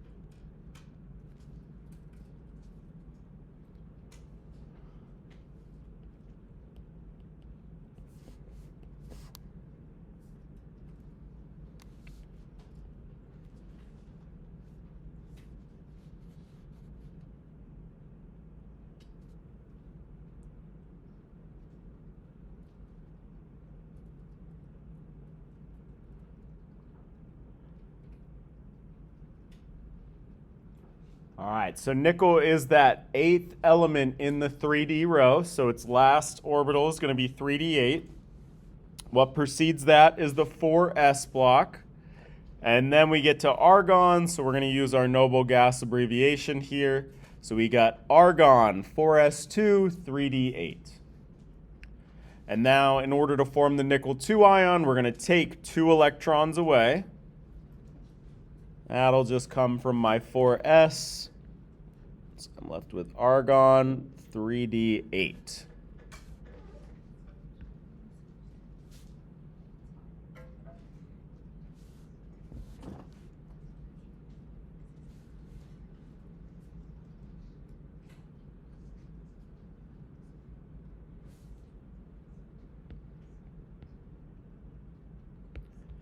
Cool. And just as before, we're going to build our electron configuration diagrams. First, for the nickel atom ion when it's all by itself. All right, and when it's all by itself, those 5 suborbitals are all of equal energy. So everybody take a second and fill in this electron configuration diagram here with the proper number of electrons.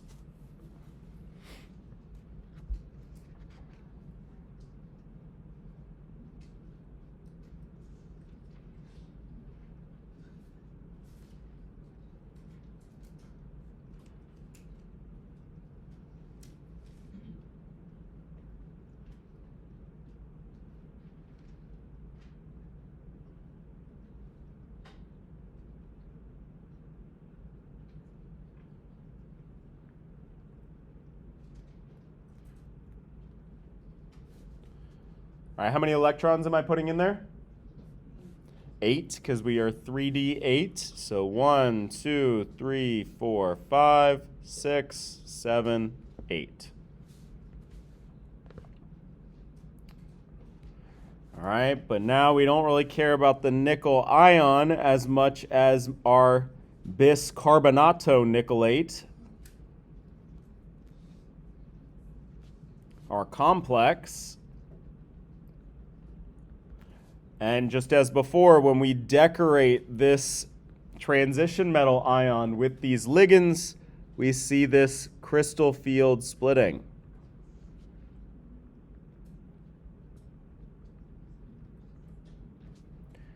All right, but now we have a new geometry, so we're going to see a new splitting pattern. And again, we can find that on our constants page. We got one more here.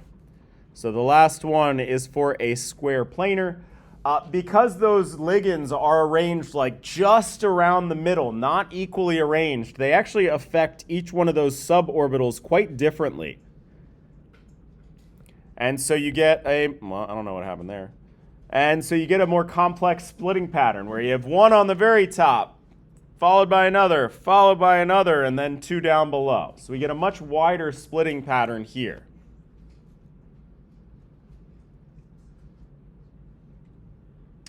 All right, so when we're drawing our diagram, we got 1, 2, 3, and then 2 of equal energy at the bottom.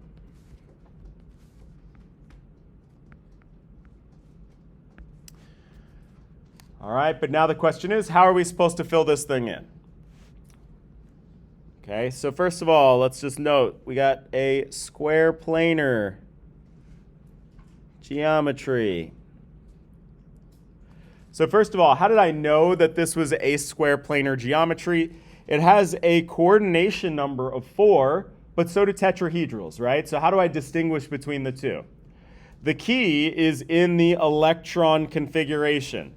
In the magical world of quantum mechanics, for whatever reason, these 4 ligands like to arrange themselves in a square planar fashion for D8 complexes.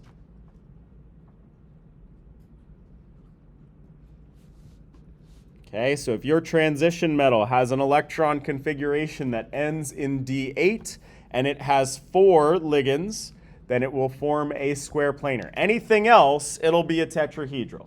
All right, but if you have that D8 electron configuration with 4 ligands, it will be a square planar. Okay, and as we said, 4 ligands. All right, but these are not equally arranged. They're really bunched up around the middle plane of that ion, right? They're not all nice and evenly spread out. So because of this, our square planar complexes have large crystal field splitting energies.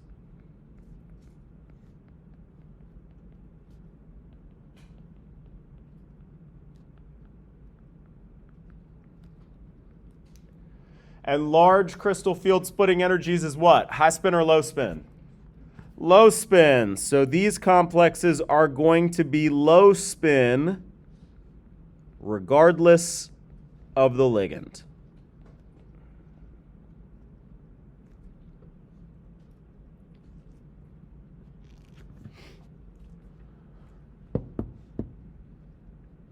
Okay, so with your square planar complexes, you're always going to fill this in as a low spin complex. Everybody take a second and fill in this diagram. Low spin.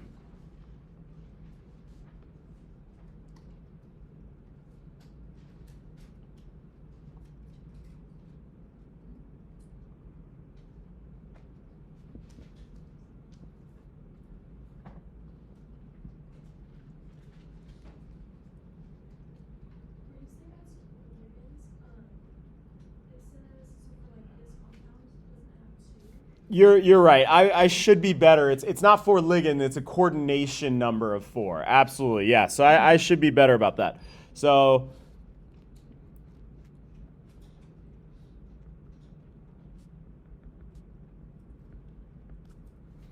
there are only 2 ligands, but each one's connected to this complex at 2 places.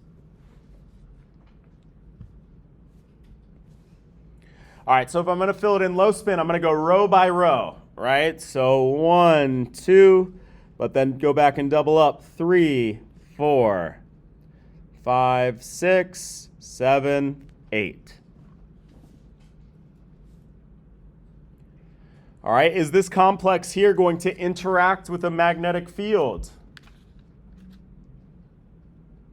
No, because there's no unpaired electrons, right? In order to interact with the magnetic field, you have to have unpaired electrons. This complex does not, all right? So again, we have a fancy name for this. This would be called a diamagnetic complex, meaning there are 0 unpaired electrons, and it does not interact with a magnetic field.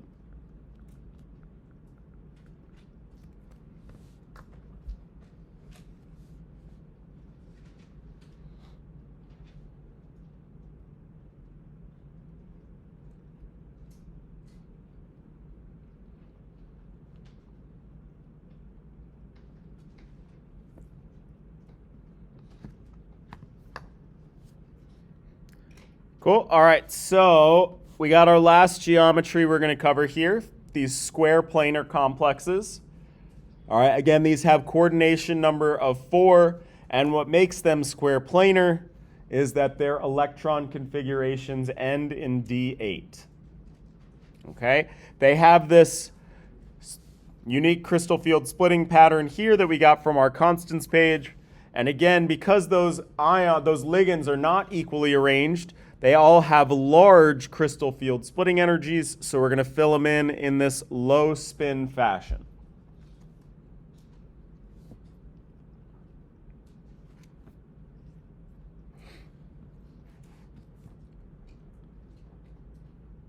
All right, cool. So going back to our spectrochemical series here. There's one more thing that we can do with this here. Actually doesn't even involve the high spin or low spin or the filling rules. All right, just our order here. And again, remember these are arranged from your lowest crystal field splitting energy to the greatest crystal field splitting energy.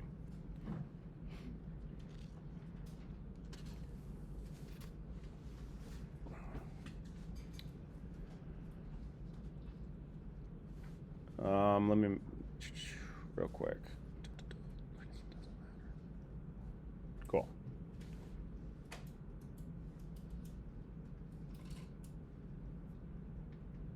All right, so let's say that I have a chromium-3 ion. All right, I'm going to make two complexes with it. One, I'm going to take that chromium-3 ion and decorate it with 6 chlorides.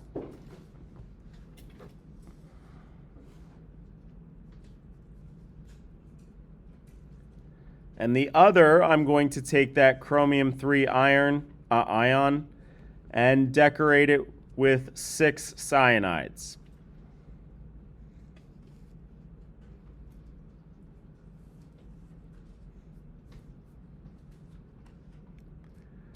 All right, even before I do any sort of math or anything like that, which one's going to have the larger crystal field splitting energy? The one on the left or the one on the right? The one on the right, right? So this is going to have a large crystal field splitting energy relative to this. We'll have a smaller crystal field splitting energy, all right? Because again, that's how these ligands are arranged. Chlorine is lower on my spectrochemical series than my cyanide ion.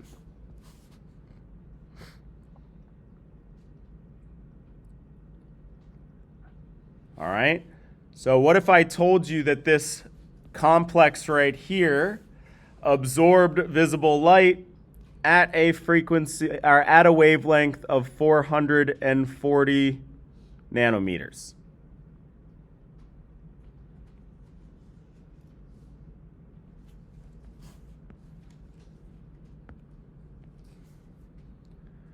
Okay, so remember, going back up to this other segment of our constants page here, if I told you that, I could ask you, all right, great, what color do you observe? Everybody take a second and see if you can't remember how we figure out the observed color here.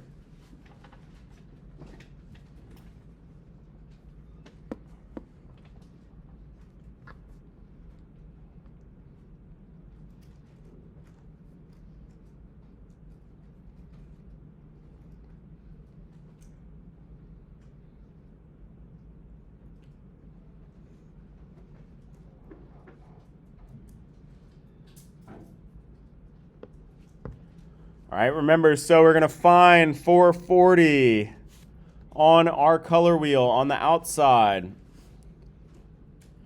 All right, but then what's actually observed is the complement, what's on the other side of our spectrum. So the complex here would be orange.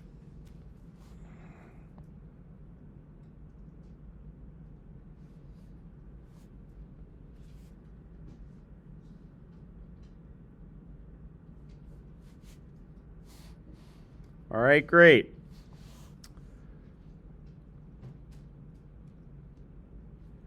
So what if I asked, what wavelength does the chloro complex absorb?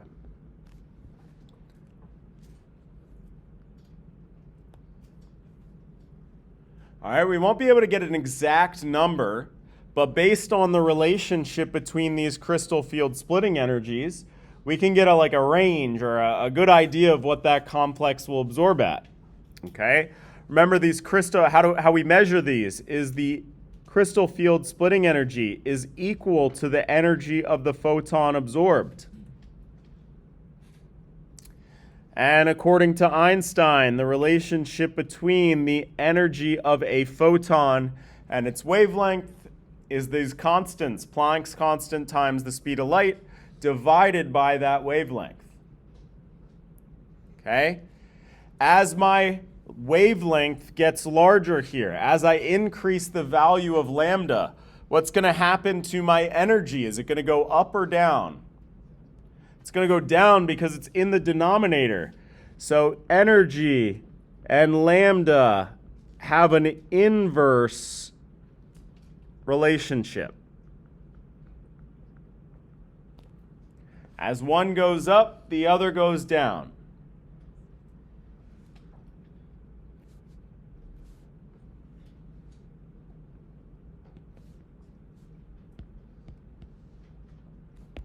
Okay, so I said that my chloro complex is going to have a smaller crystal field splitting energy than my cyano complex. So what does that mean about the relative values of lambda? Which one should be bigger, the one for the chloro or the one for the cyano? Remember, there's this inverse relationship. So a smaller energy means a larger wavelength.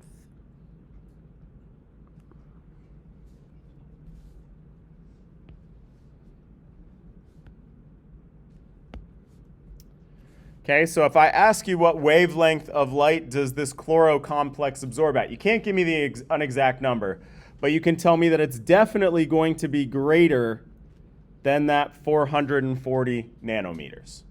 Right? It's got to be a longer wavelength than that because that crystal field splitting energy will be smaller for that complex.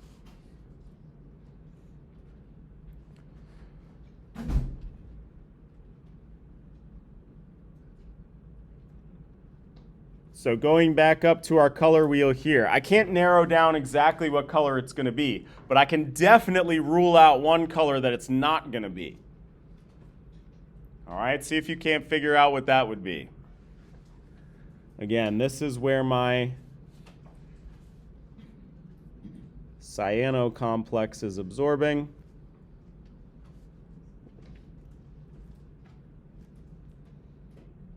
Okay. That means that my chloro complex has to be somewhere greater than that value there. It cannot be less.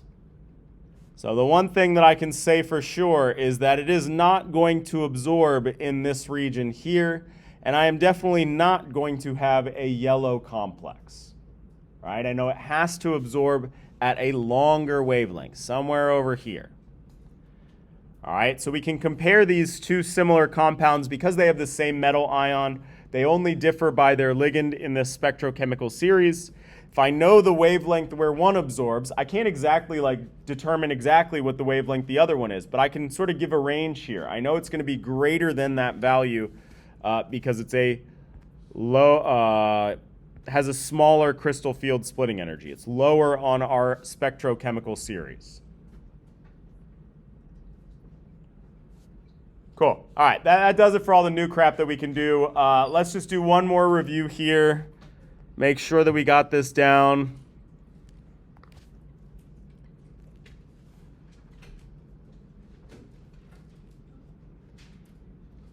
Let me actually not pick a metal that's not on that chart. All right, so I'm going to put a complex here because we're going to name it, we're going to figure out its oxidation number, and we're going to figure out its coordination number.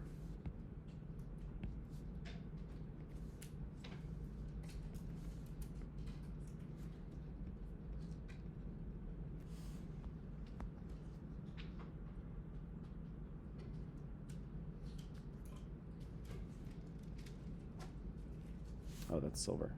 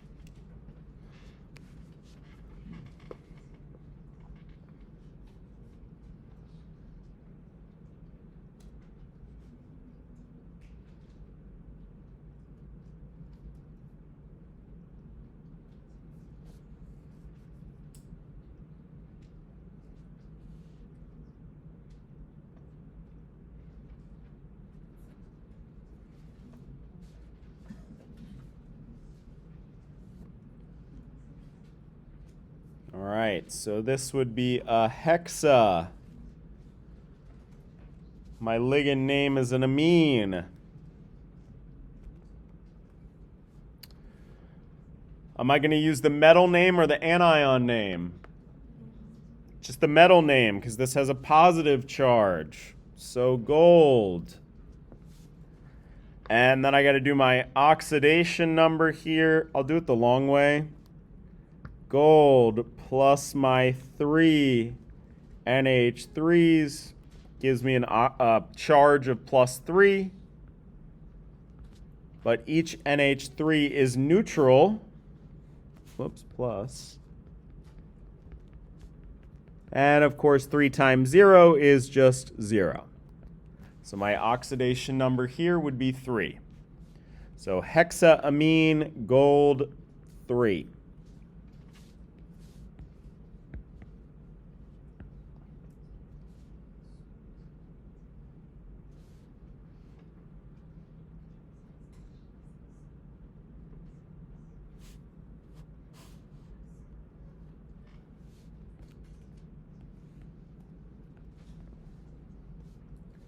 Cool.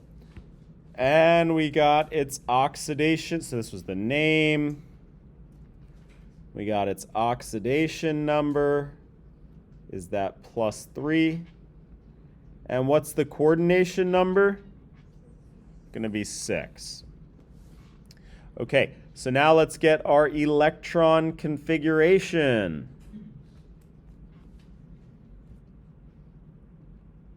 All right, I'm going to pull up our periodic table.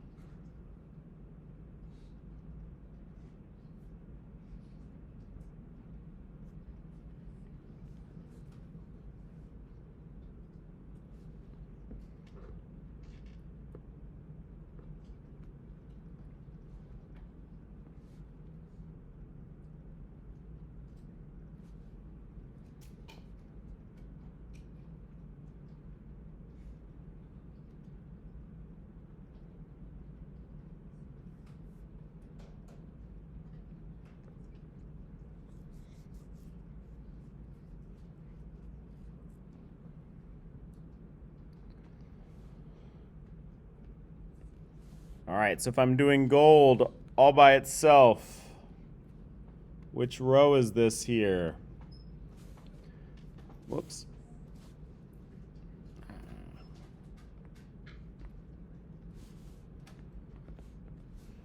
All right, when we count our D block, the first row is 3D, then 4D.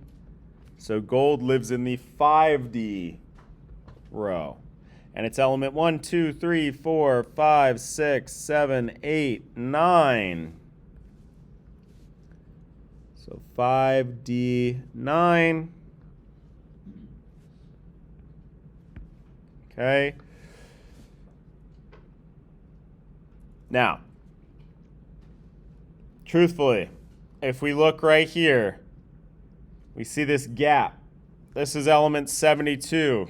This is element 57. What's in between those?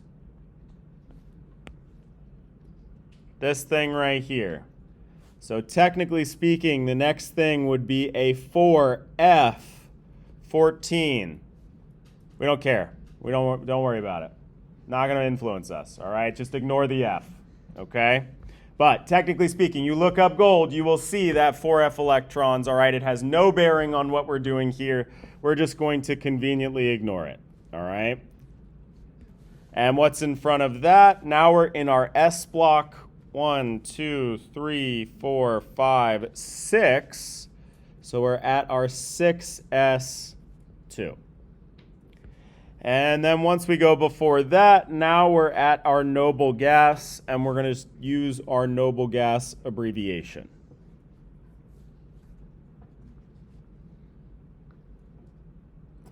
So now if we need our gold 3 ion, we're going to, again, let's just get rid of this.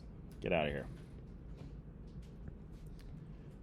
All right, we're going to first get rid of electrons from our s orbital. So now we got no more 6s, and we're down to 5d8.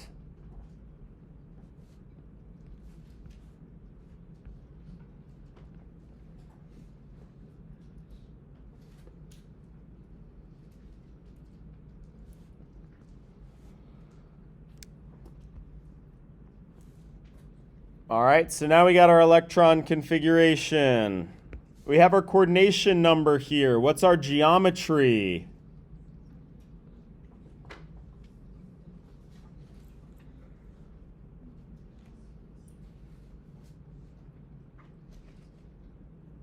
All right, let's take a vote here. Who thinks we got a tetrahedral? Who thinks we got a square planar? And who thinks we have an octahedral? All right, so be careful. We absolutely have a D8 here, okay? But we have 6 ligands. We can't possibly have a square planar geometry with 6 ligands. So that's only for if you have a coordination number of 4 that it would be a square planar. This is 6 ligands. 6 ligands is always an octahedral. Always.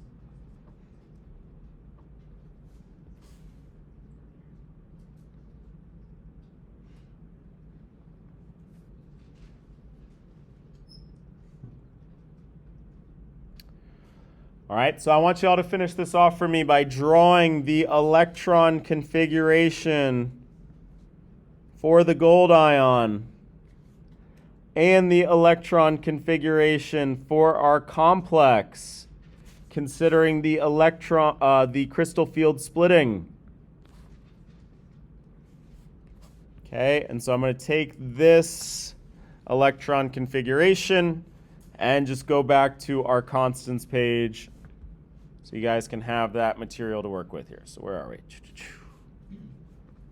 All right, so using both this spectrochemical series and our crystal field splitting diagrams here, you should be able to finish those two off. And ultimately, let's say, you're going to tell me how many unpaired electrons is in this complex.